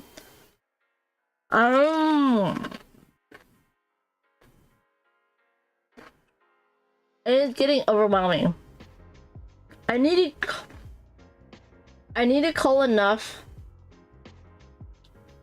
Okay, let's start with 1/3. Maybe not half. We'll do 1/3, and then we'll go from there.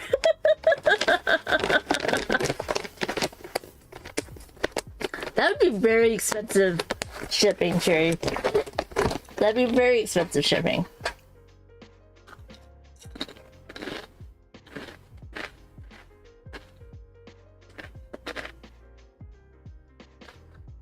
True. How many games do I currently own? I have no idea. At least 500 minimum. Pretty sure. My brain does not do journaling well. So for me to keep up a catalog is very hard. Like, I will journal for like 2 weeks and then stop. Like, it has to be like a daily thing, or else like one interruption and I'm done, you know? Or it's the same thing with like going to the gym. I have to go with someone, and then if we don't go, then I don't, like, it just stops.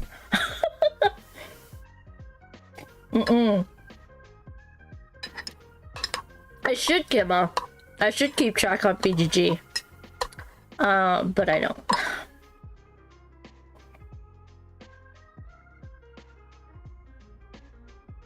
Tree has 200. Wow.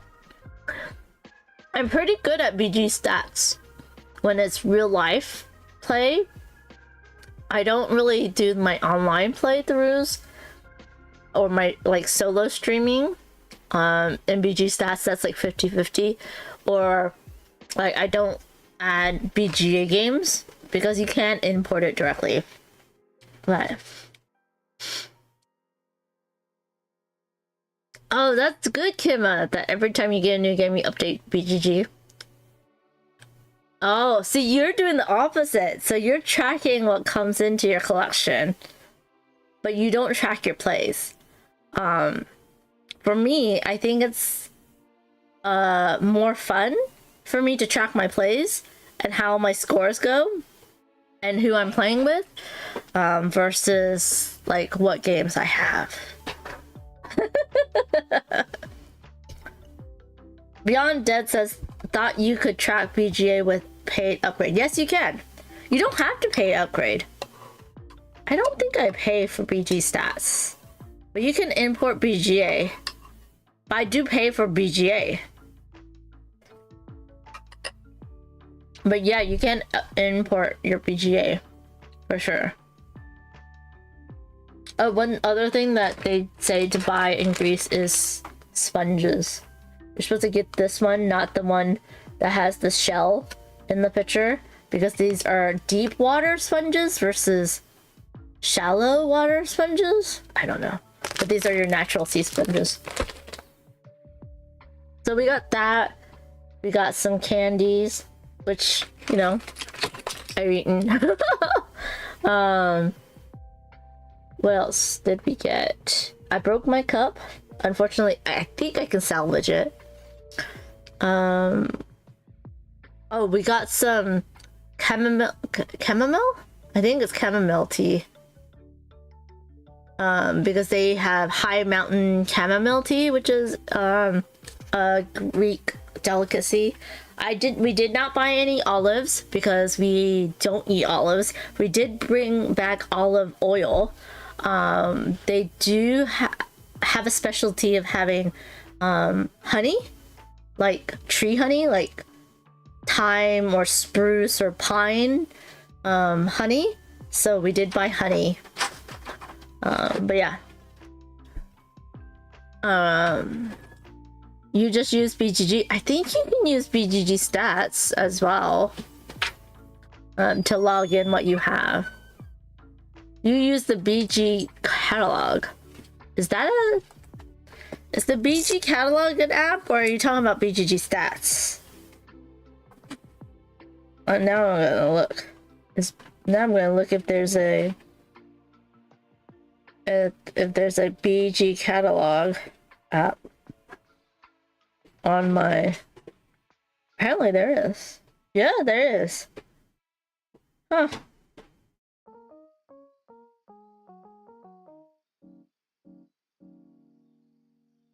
Ah.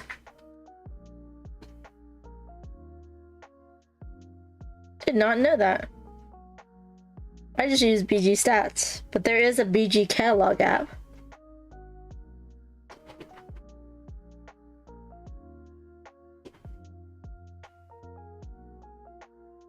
It's very similar to BG stats, but I don't know if it connects to BoardGameGeek. BoardGameGeek.com, because I know BG stats connects to BGG, the website, and you can import your catalog and export your catalog and your plays both ways, and it connects to BGA. So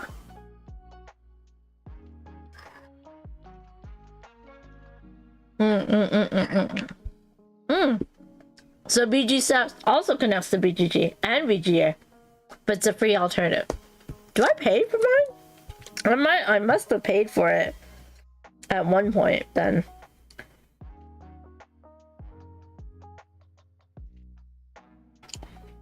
Board game stats. Oh, it has in-app purchases.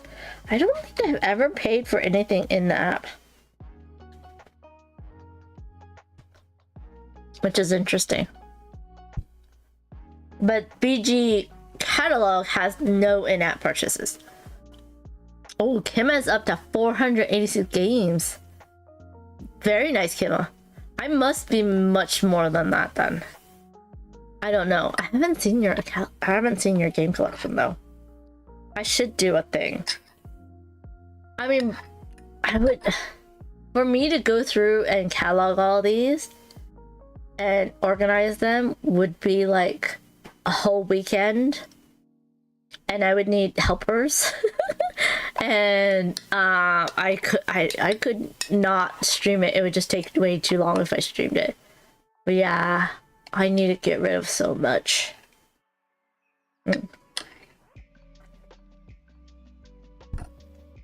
Yo, hover project. You'll fly over. Kimma, are you in Canada? You're not in Canada, right? You can sleep on my couch amongst all the board game piles. Oh, you are in Canada. The thing is, would you want to fly over? Take a week off, fly over, help me organize all this. By the way, these are still so good. Salted egg seaweed chips. I don't like the salmon skin, but I love the seaweed chips.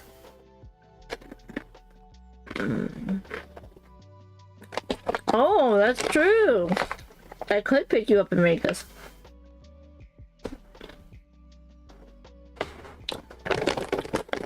That'd be interesting. And there'd be like a 3-4 hour road trip. That could work. I remember in college, the crazy people, the crazy smart people, would go to Vegas, gamble, hang out, play, and then come back. Like, they drive there after class, and then drive back to take a test the next day. I'm just like, you're crazy. You're crazy. But yeah. You would have to sleep on the couch, Kimma, and be amongst all the board games. It'd just be piles of board games around you.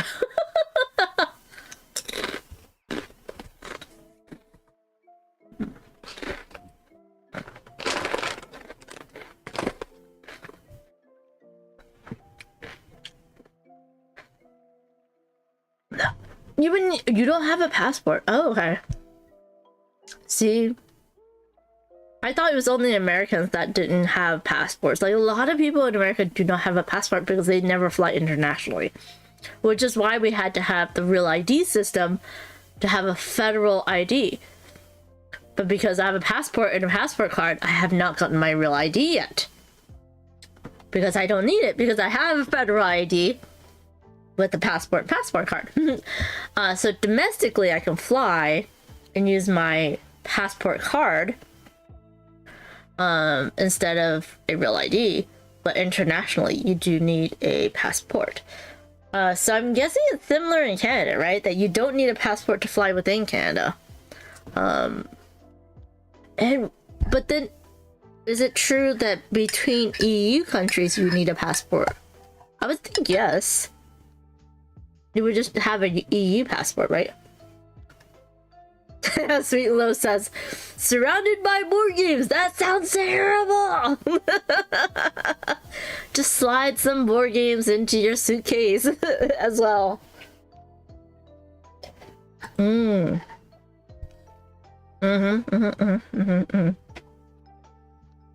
passport is valid form of ID in here, but you can also use the government issued ID. The US is interesting. I understand why. I actually don't. Every state has their own set of traffic laws. And like California and New York are the strictest. Just like in medical practice, like California and New York, I think, have the strictest medical licensing tests. But we also have harder driver's license tests, right? The driving tests.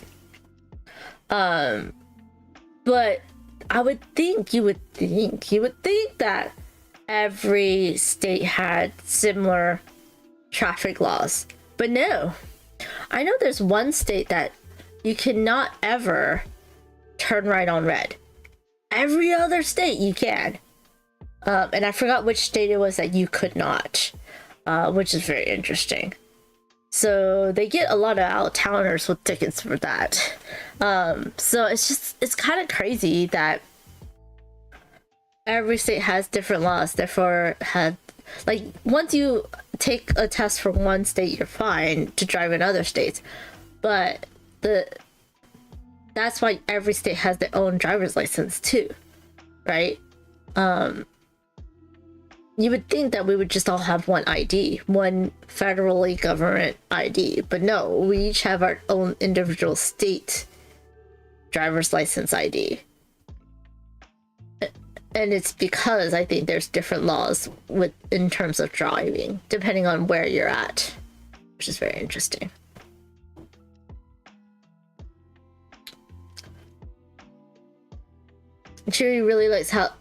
Honestly, I like how it looks, the Mexican passport. You like how the Mexican passport looks? I didn't really study how different passports look. Kima says passport office is a whole thing, takes forever, so it didn't seem worth the hassle for someone like me who doesn't travel much. Makes sense. Makes sense. The same is for like DMV. That's why I don't have my real ID, because the DMV is such a hassle. Passport's actually easier for me because you just like mail it in. But like for the DMV, it's just constantly crazy. It's just lines, hours of waiting. But yeah, that's why I haven't done it yet. Sweet and Low says, I love that in New Jersey you still cannot pump your own gas. See? It's crazy. Like some you can't pump your own gas, some you can only pump your own gas because there's no attendant to pump it for you. Yeah, and then like even like the signs for the highways are different depending on where you're at. Like I remember driving in, where was I? Georgia? And in California, the sign for the exit is either right above the exit, like so if I'm exiting to the right, the sign will be above it to the right, or if I'm exiting left, the sign will be above it to the left, so that you're like following the sign, right? But I think it was in Georgia, and it was not that. I was so confused a little bit, like driving in Georgia, because the signs were just above, like a banner, and I was like, okay, am I exiting left or right though? You know, like where should I go? Now we have GPS, it tells you what lane to be in, but then the GPS was not as smart, that's how long it was. And then like I remember like visiting my friend in San Antonio, Texas, and that was crazy driving because like the freeways are like these loops, and there's a loop around another loop that then loops individually to the different exits, and it's like, oh, I have to loop all the way back in order to get back on, in order to get off. It's kind of crazy. Kima says, well, also I think the driving thing tests police, lets police know quickly where you're from if you get stopped. Yeah, I mean, as soon as they see rental car or different plates, different state plates, they're more willing to pull you over, if that makes sense, and give you a ticket.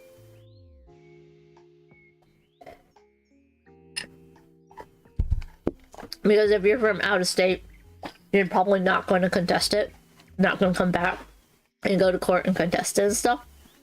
But yeah, so it's really sad. Yeah, what were we doing? Oh, we were gonna do an unboxing or a board game. I can do a quick unboxing and then we can do a quick game. Should we do Seven Wonders Architect? Or what do you want to play, Cherry? I think you and I are the only ones gonna play it. I'm gonna set up the top down real quick. Was not ready for this. That's okay. Y'all have seen me do this in the past.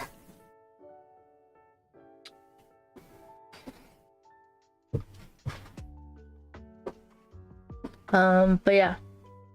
I don't think I would ever be able to drive in Greece.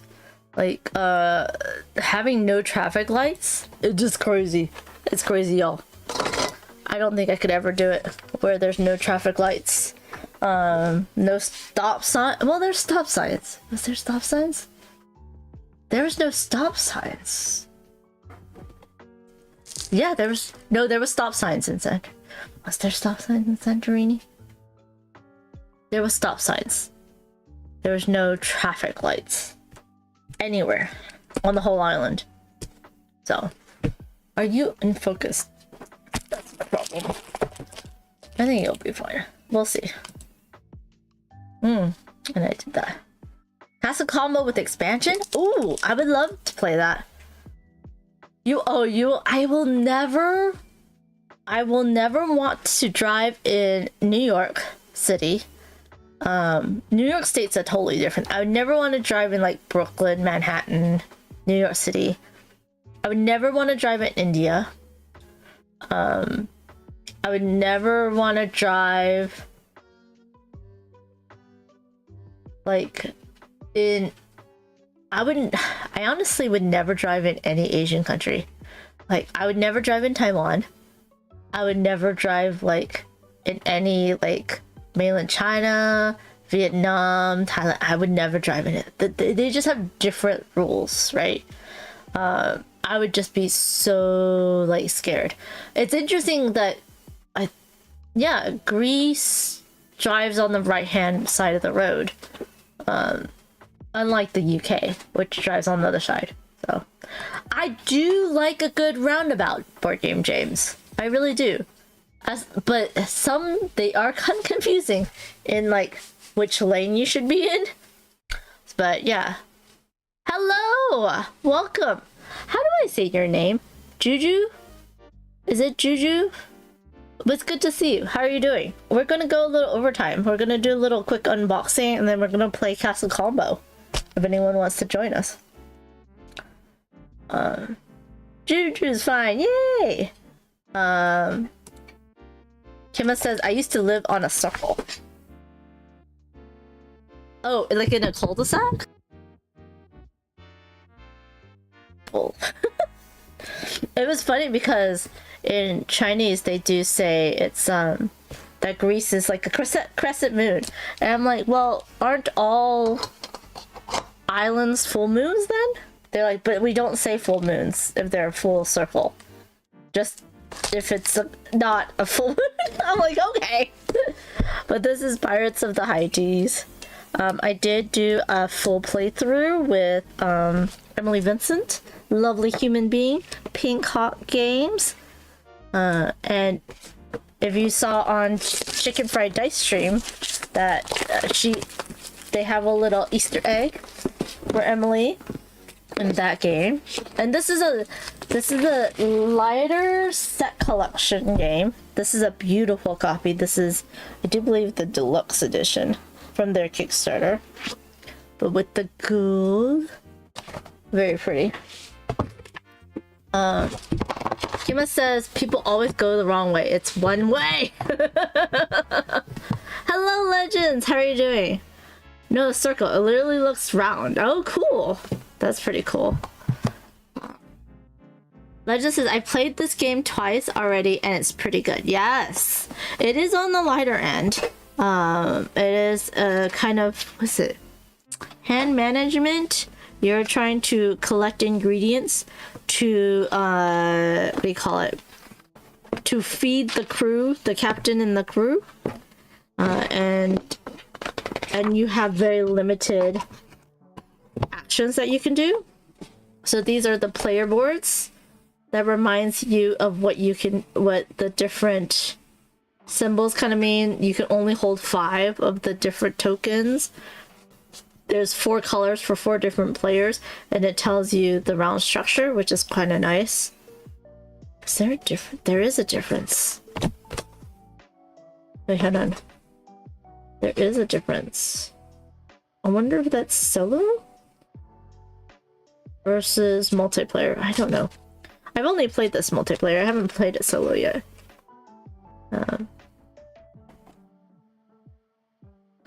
Juju says, you know, I was listening to a podcast the other day where you mentioned Takenoko as a game you enjoy. Was like, oh, she likes Takenoko, cool. Then, oh, Panda, right? Yeah, it is part of the brand. It feels like a contract fulfillment game. Oh, that is true. It is. Yeah, solo on the back. Aha, yeah. So this is multiplayer, and then this is solo. Which I really like that she used the backside, which is very nice. No, this is multiplayer and not solo. I don't know. One solo, multiplayer, multiplayer. Okay, so this is a nice neoprene mat. Oh, it's double-sided.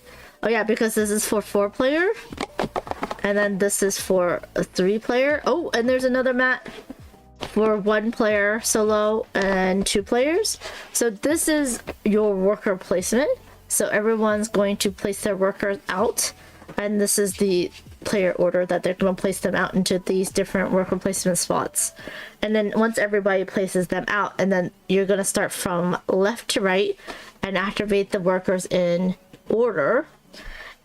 They will give you either your contracts, or your which is here, or your ingredients, and then this is how you fulfill those contracts, is by feeding the captain, is what I wanted to say. So this is the captain, and you can feed them 1 or 2 contracts by the time you get here. These are the rounds that you're going to be doing, and each round you might have a good thing that you get. And this reminds you of how many cards you need to pull out. It's very nice. This is very, very nice. And then oh, I got the metal coins. Woo! Baby. This is very nice metal coins. Ooh, the doubloons. And what was really nice, so these are the 10s, as you can see, is that they are different shapes, different sizes. So they are very easy to distinguish. I think they're also different colors. Let's see where. Yeah. So if you could see that the 10 coin, which has the skull, it's like a full circle. But the 5 coin, the 5 coin here, is a different color, and it has a little teapot, and it's a pentagon for 5. And then the 1 is a copper, has the spoons, but it's much smaller than the 10. And it does feel different. So like literally you could just feel and know what it is. Very tactile, very, very nice. I really like that. Oh, and then they have 3s. Ooh, I don't mind I don't mind the 3 coins as long as you have the 5 as well. I don't like it when they give me only 3s and no 5s. And the 3 is a little teacup. So we have the teapot and the teacup, just fine. And then it's a triangle, so it's a 3-sided. That's so smart, Emily. So smart. Really like that. So yeah. Oh, put this in order. There we go. Oh, I should put these back.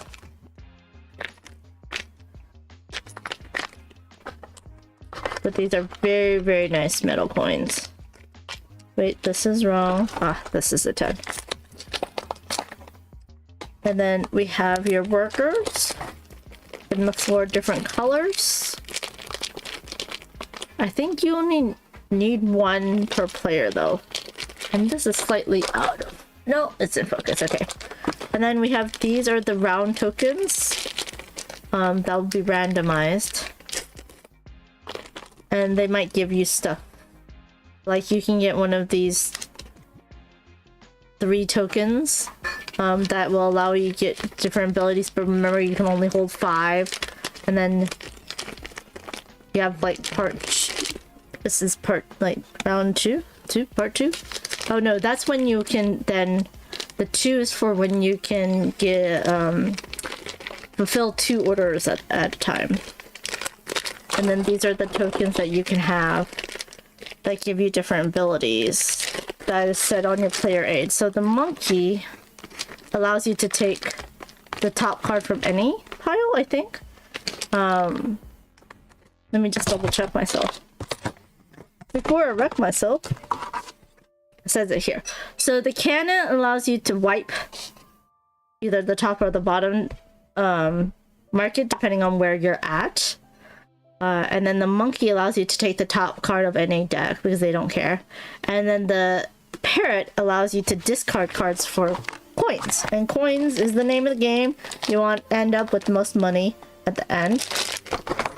And there's a lot of puns, which I love, also in this game. Let's see. So let's open up one of these. So these are the contracts.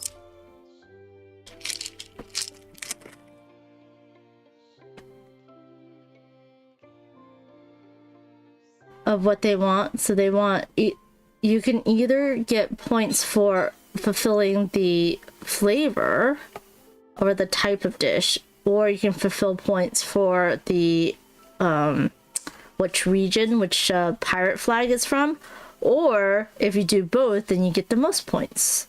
And then this is all the teas that you will go ahead and pair with the meal that you have created.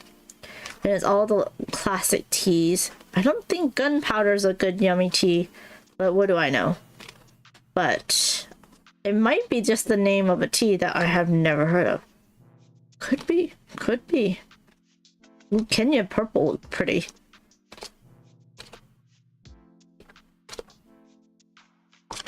And then you have this is the expand. It's not an expansion, it's like an advanced mode where all the captains have special powers that you can use. So you get one of the captains and you get 4 versions for each player that they can choose from. And then each captain will have their own special power. And then you have the ingredients, which is here.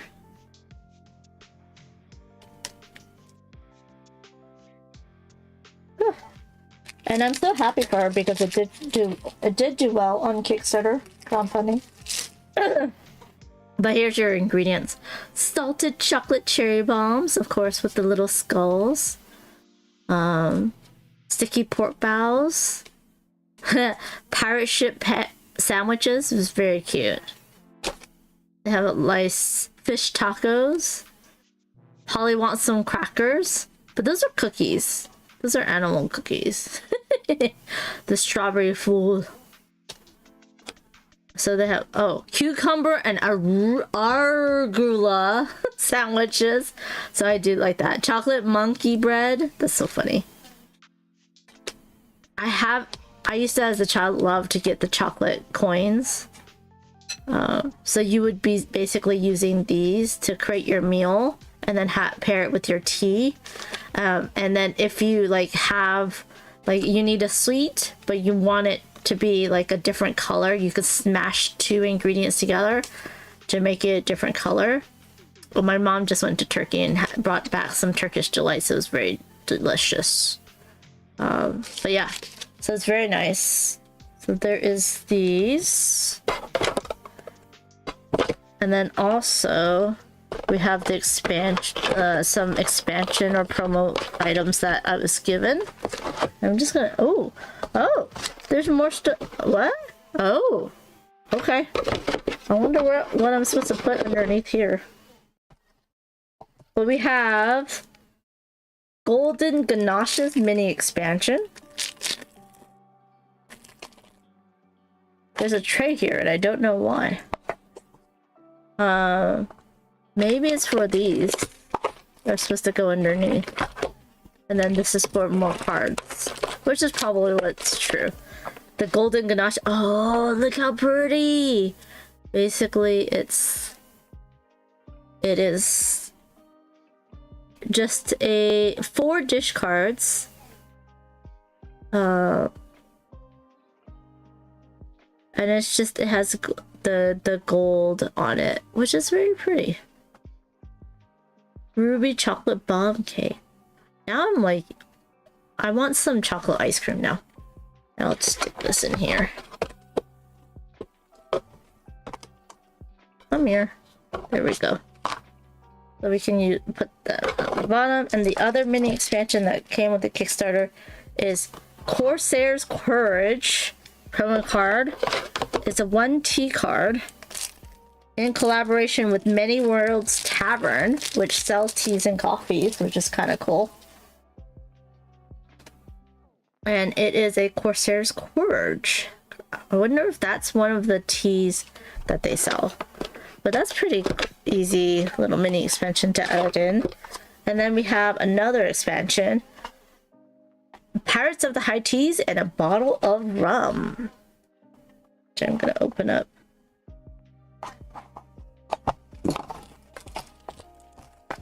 And then we're gonna play Castle Combo with the expansion.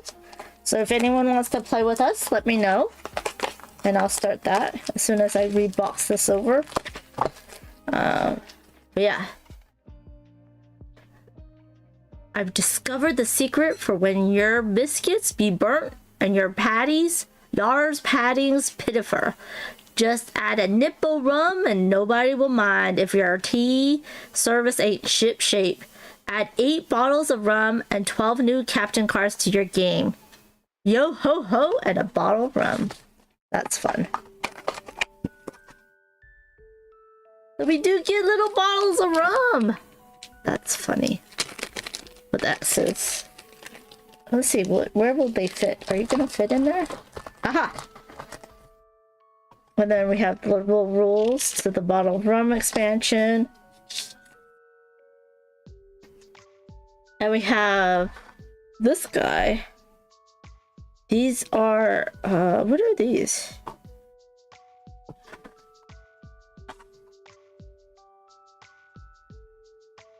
So we have different cards. Does it tell me?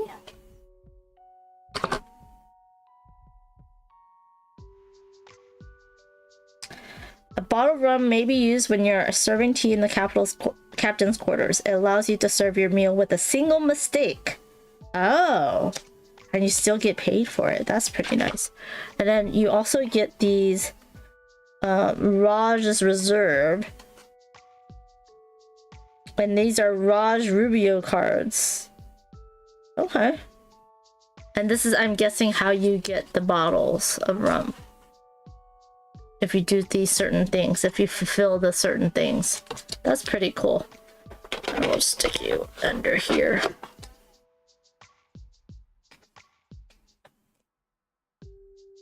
I wonder what she's thinking of doing for this. And I think this goes... That will fit very nicely.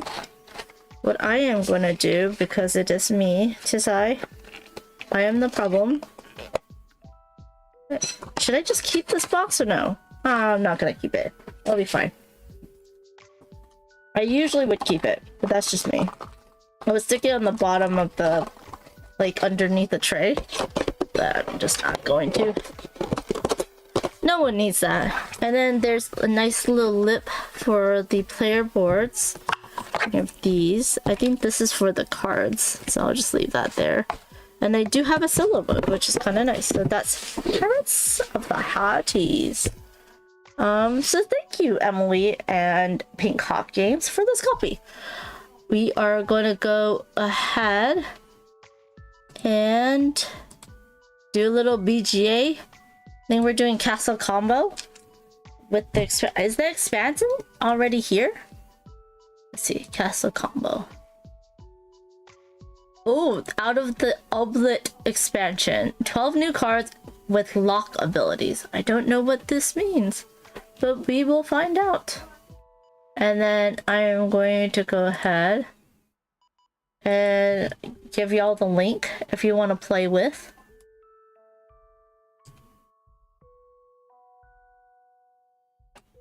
And I think, yeah, there's Chitty. Anybody else want to play? I understand. Ooh, Cosmic Beats in the house. Hell yeah. I think that's all we're gonna get. I wish the teleporters weren't invented. Then Kima can come here without a passport. Although I think you would think if teleporters were invented, they would have to have some passport control, right? Don't know. We're gonna start with 3 players.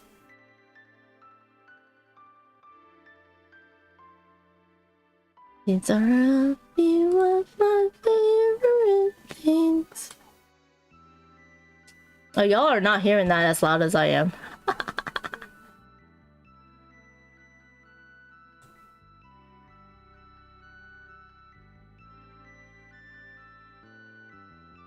You would still need a passport still if teleportation was possible. Probably. Most likely. Let's see. What is the thing with the new expansion stuff? Oh, do I have to click on a thing? I have to click on a thing. Okay, let's just look real quick.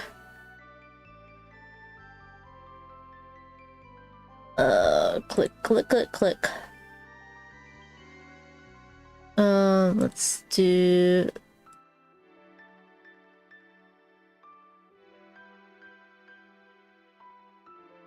Can I zoom in? Oh, there we go.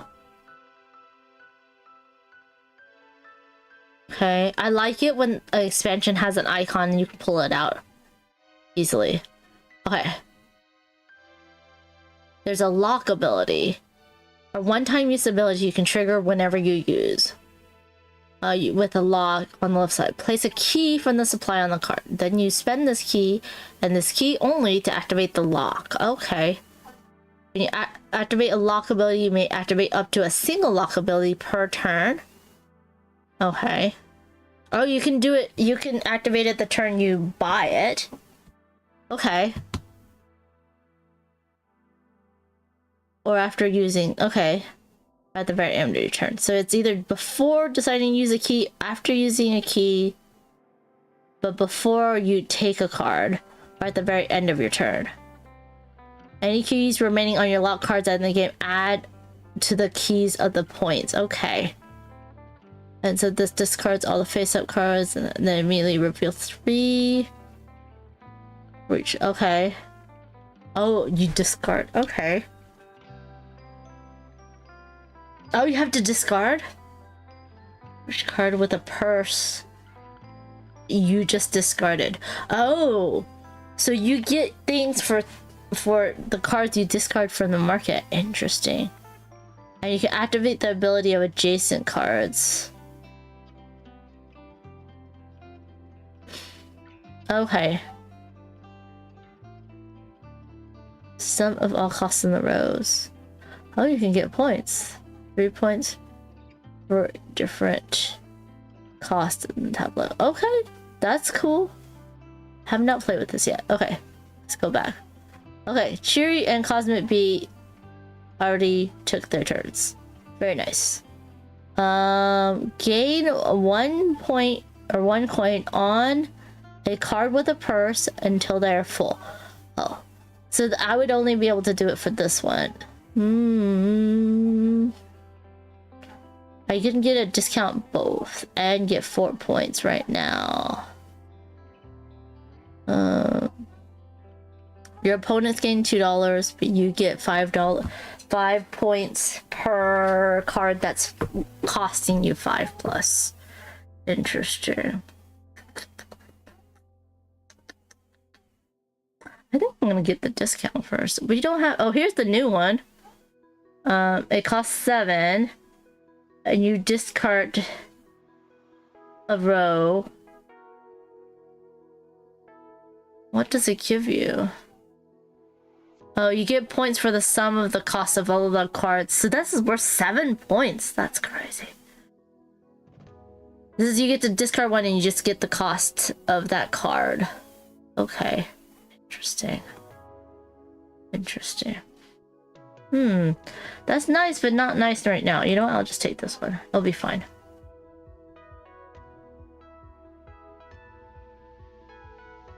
I paid the most so far. Let's see what Cheery's gonna do.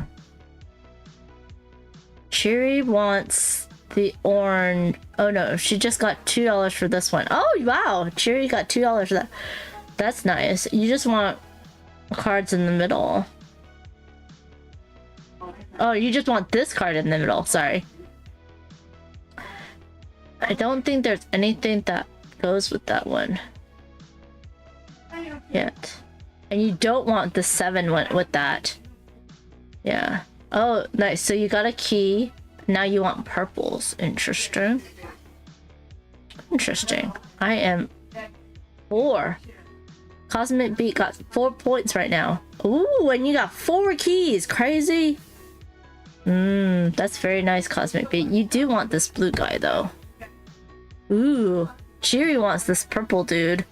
You activate when, oh, so you don't get anything when you buy it, but you can activate and get $2 per red shield, and then 8 points if you do not have oh no, if you don't have a disc, that does not help me. Boo, earns. I should just wipe it, huh?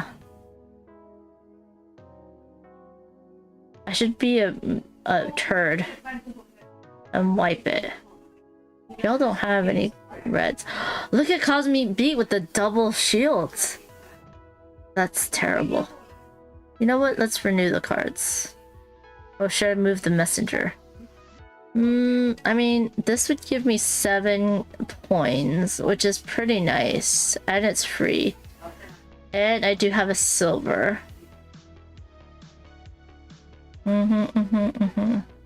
That would give me 13 points right there. But then I would be poor. But I could still wipe that out. And be rude. This is... Y'all don't have any greens. I could move the messenger. Get the executioner. For free. Where do I want to put this though? I'm gonna put this over here. And I'm gonna discard this guy. And I'm gonna get 7 coins. Okay. Let's see. Cheery. What does Cheery want? Cheery wants purple. So she can get this conspirator. Ooh. Oh, is she going for orange? There's no orange scoring yet. Interesting, Cheery. But you do get $2. And you'll get 6 points. That's pretty nice. I'm not getting a lot of points, y'all. I mean, that's 6 points. That's 5 points. That's gonna be a lot of points. This is 5. That's gonna be a lot of... That right there is already 4.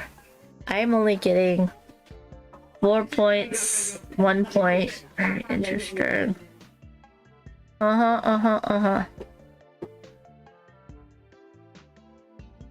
See, I would get 0 points for that. That's terrible. I mean, I could get 6 points on this, right? Right away. And I don't have a lot of what do you call it? I don't have a lot. Wow, I'm really behind. This is not good. Do I just flip something? Oh. I don't know. You know, I should just get this blue one, right? But then, where am I gonna put it? I'll just take it. And then, let me see, where should I put it? Put it there for now. I don't know. So that just fill it up and it gives me 6 points.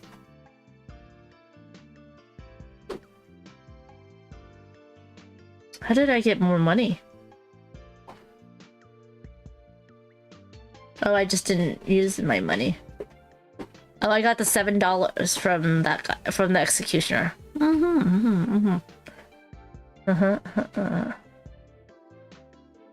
Yeah, that's 8 points for Cheery.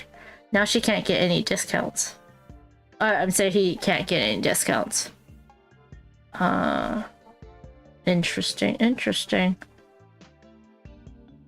What is Cosmic Beat wanting? Something with purple and orange. And neither is that. And none of those, I mean, that could work for them. I mean, that's pretty good. And then put it underneath. Let's see what they did. Oh, they moved it. Ooh. Oh, going for orange strat? Ooh, that's pretty nice. That's pretty nice. You get to discard one of the cards and get all the coins. That's a $7 is very good. Unless they want that one. Oh yeah, you got rid of the 7 books. Blue urns! I wanted that one!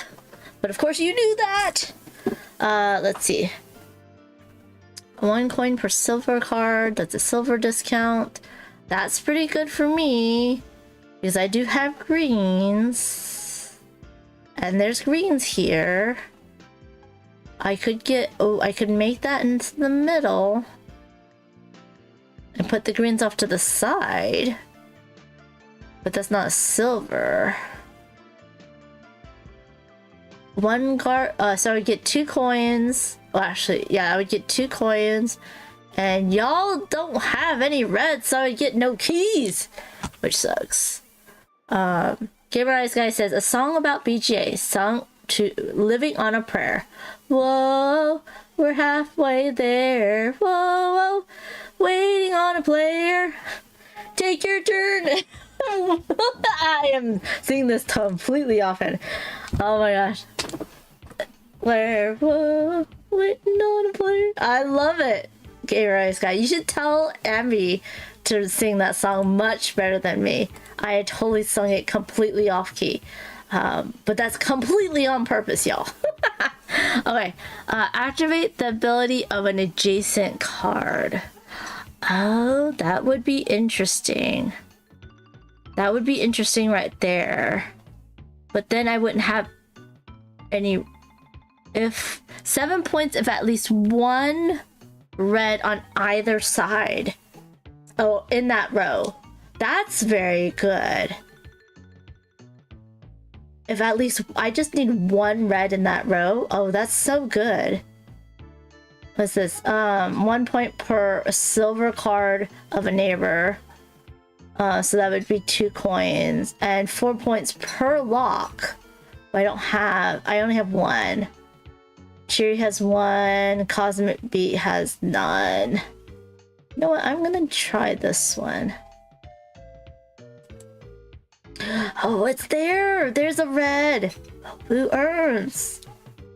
Okay, it's fine. Yes. I get a discount on it. I'm gonna stick it here. And hopefully get a red on one side. Oh, I'm gonna pass on the key activation. Because I don't have it enough. I should get this one. That's 10 points for me right there. Ooh, oh, Cheery's not gonna go. Oh, there's no purples left. Oh, and you got $2 from that. But you do get 8 points for that card. That's very nice, Cheery. Very nice. Is Cosmic Beat gonna just do double shield strat? And that would be 7 points. That's crazy. That is crazy. 2 keys, 7 points. And that each key is a point. That's pretty good. but you only have $5. That is hard. You have 12 keys? Holy crap, that's 12 points right there. How did you do that? You get a key per coin on the card, not coins. I misread that. Oh, that's pretty good. That's pretty good, Cosmic Bee. Holy crap.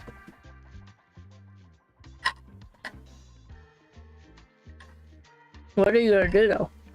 Well, no. 7 points and 2 more keys. Now you just, oh man. You either need a freebie that gives you points. Oh man. I kind of want, 18 points. I have just the key enough for this.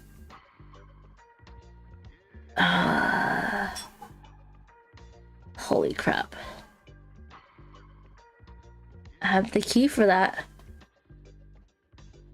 That would work.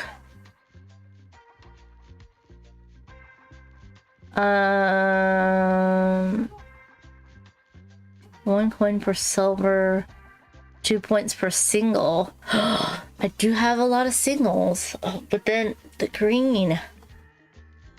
I do need a red. There is this green red, which does not help because it needs to be in the middle column. That's 2 points. That's pretty good, and it's gonna give me a point here. Where? There. But I want that. But I want that. I don't know. I also want that. I want it all. That's 18 points though. 3 points. That's gonna be 9 points. I have to do it. I have to get that 18 points. Right. Buy that. This can go anywhere actually. Except for down here.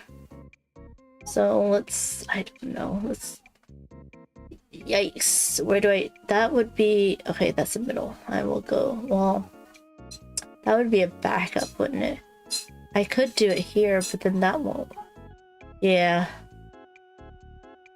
That needs the red. Okay, we're gonna go here.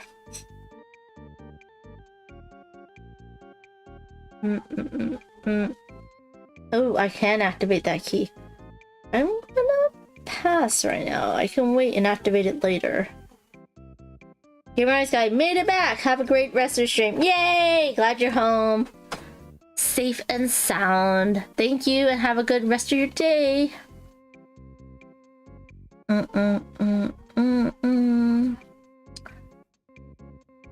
That's pretty good. That is very good. That was my backup. Ooh, blue is missing. I think you want more points. Oh, you do have the light keys for it. Oh, you're taking that one? That's not good for you, Cosmic Bee. You have a lot of doubles, not singles. Still gonna, oh, he's gonna take it from me to flip it. Oh, rude.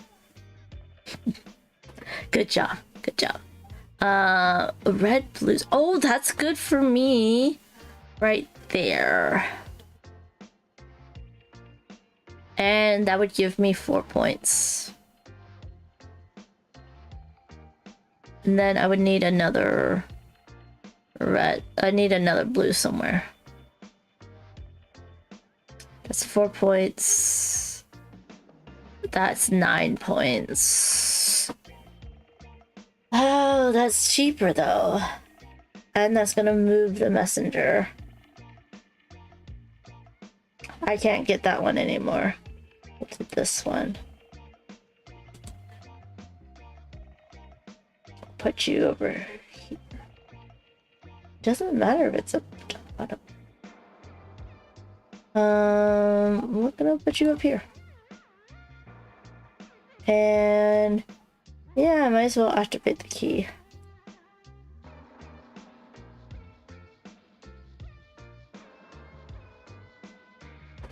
It says activate when spending a key, activate the ability of an adjacent card. Yes, we're gonna activate this card. Yeah, and then that one filled it up. Okay. And you have this key here that allows you to get 2 per red, and this key here that allows you to get 1 coin per silver of a neighbor. You flipped it over! Oh, you would have gotten 3 coins for that. Oh, you only get 2 coins for that. Oh, interesting. The expansion is interesting.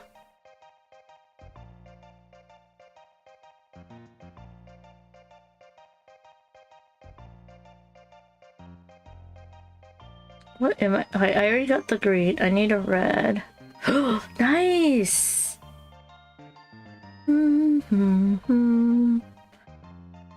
Oh man, I didn't see that. It didn't come up until now. But I do need a blue. Oh no, and that. Oh, I guess I could do that.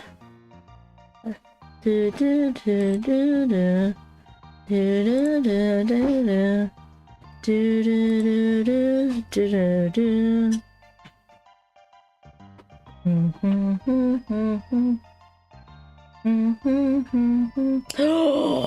A wipe? Cherry, a wipe? I have no keys. Oh, that's good. I would be helping everybody, but still good for me.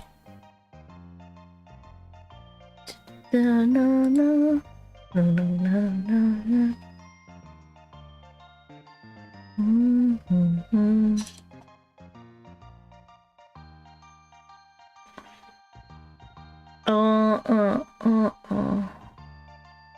I mean, that's 6 points. What are you gonna do, Cherry? That would be 6 points as well.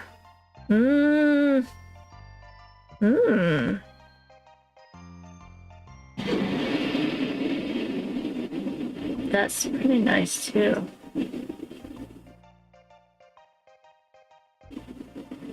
Sorry, y'all.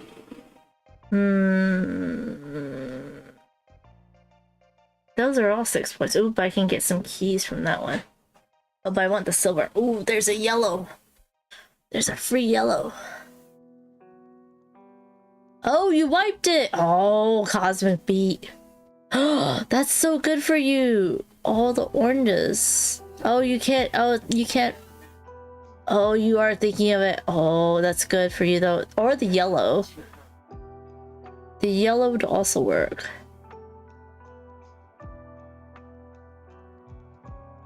One point per full. Oh, we're in the penultimate turn. This game goes so quick. Okay. I could get 5 points with this guy and get 1, 2, 3, 4, 5, 6, 7, 8 coins. Or I can get 9 coins and 6 points. 6, 7, 8. That's better. I don't have a key. Boo. I think 9 coins and 6 points is better. Yeah, and then I really want to do. I need keys though. Key per purple. I only have 1 purple. That would not be good. And then that one. I really want that one. Okay, I'm just gonna take this one and go here. It's the final round now. I don't think I got this game. I think I'm losing this game. Oh, I was the last player.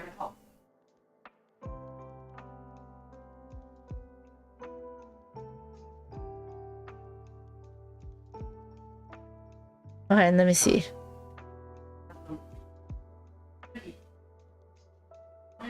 Cherry discards all 3 cards and reveals new cards for the village. Okay.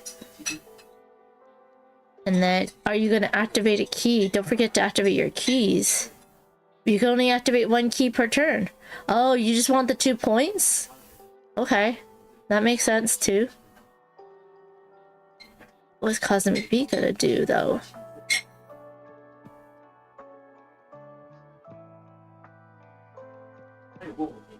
And now I'm scared. What is Cosmic? 1, 2. Oh, that's so good for me. Oh no, never mind. That would just give me money. I don't want money at this point. I want points. That's 2 points per. That's also still good for me. 4. That's 8. Oh no! Oh no! He did it! He did it! Oh, he did it to me! I don't have a key! I can't move up! Boo! Urns! Boo to the urns. That's not gonna give me any points.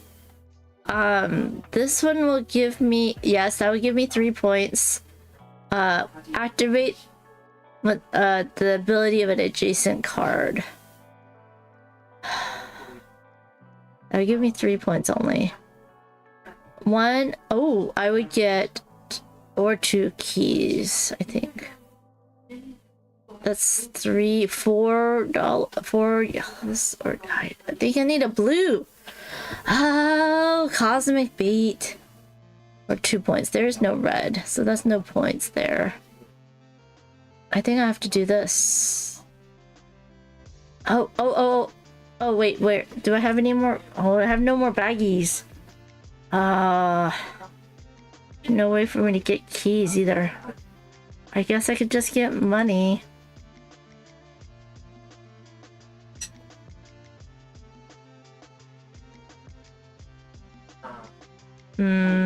This one's because I have this is full, that's full. I guess I'll just get some money if that's not a thing. Okay, let's check our scores.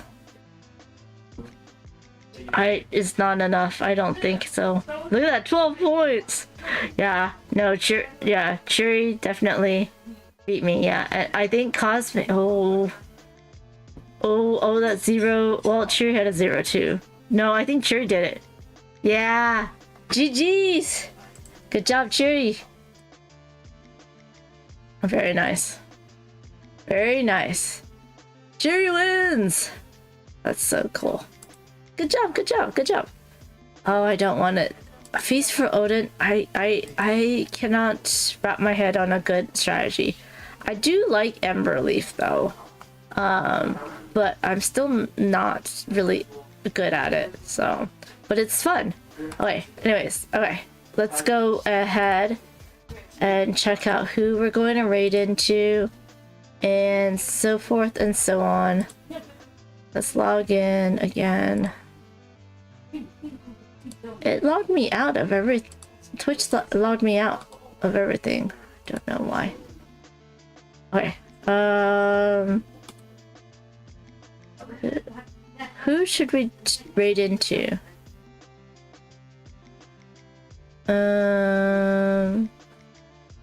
I guess we'll raid into Heartboard Games, who's also playing BGA games, so y'all can continue on.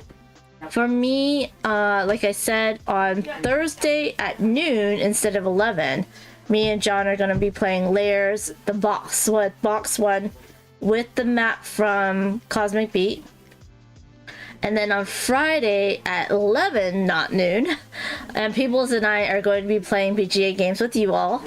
And then on Sunday, I will be playing the Three Sisters Harvest Edition solo. So I hope you'll join us for that. Join me for that. Let's figure out, let's raid into Heartboard Games. Heartboard Games.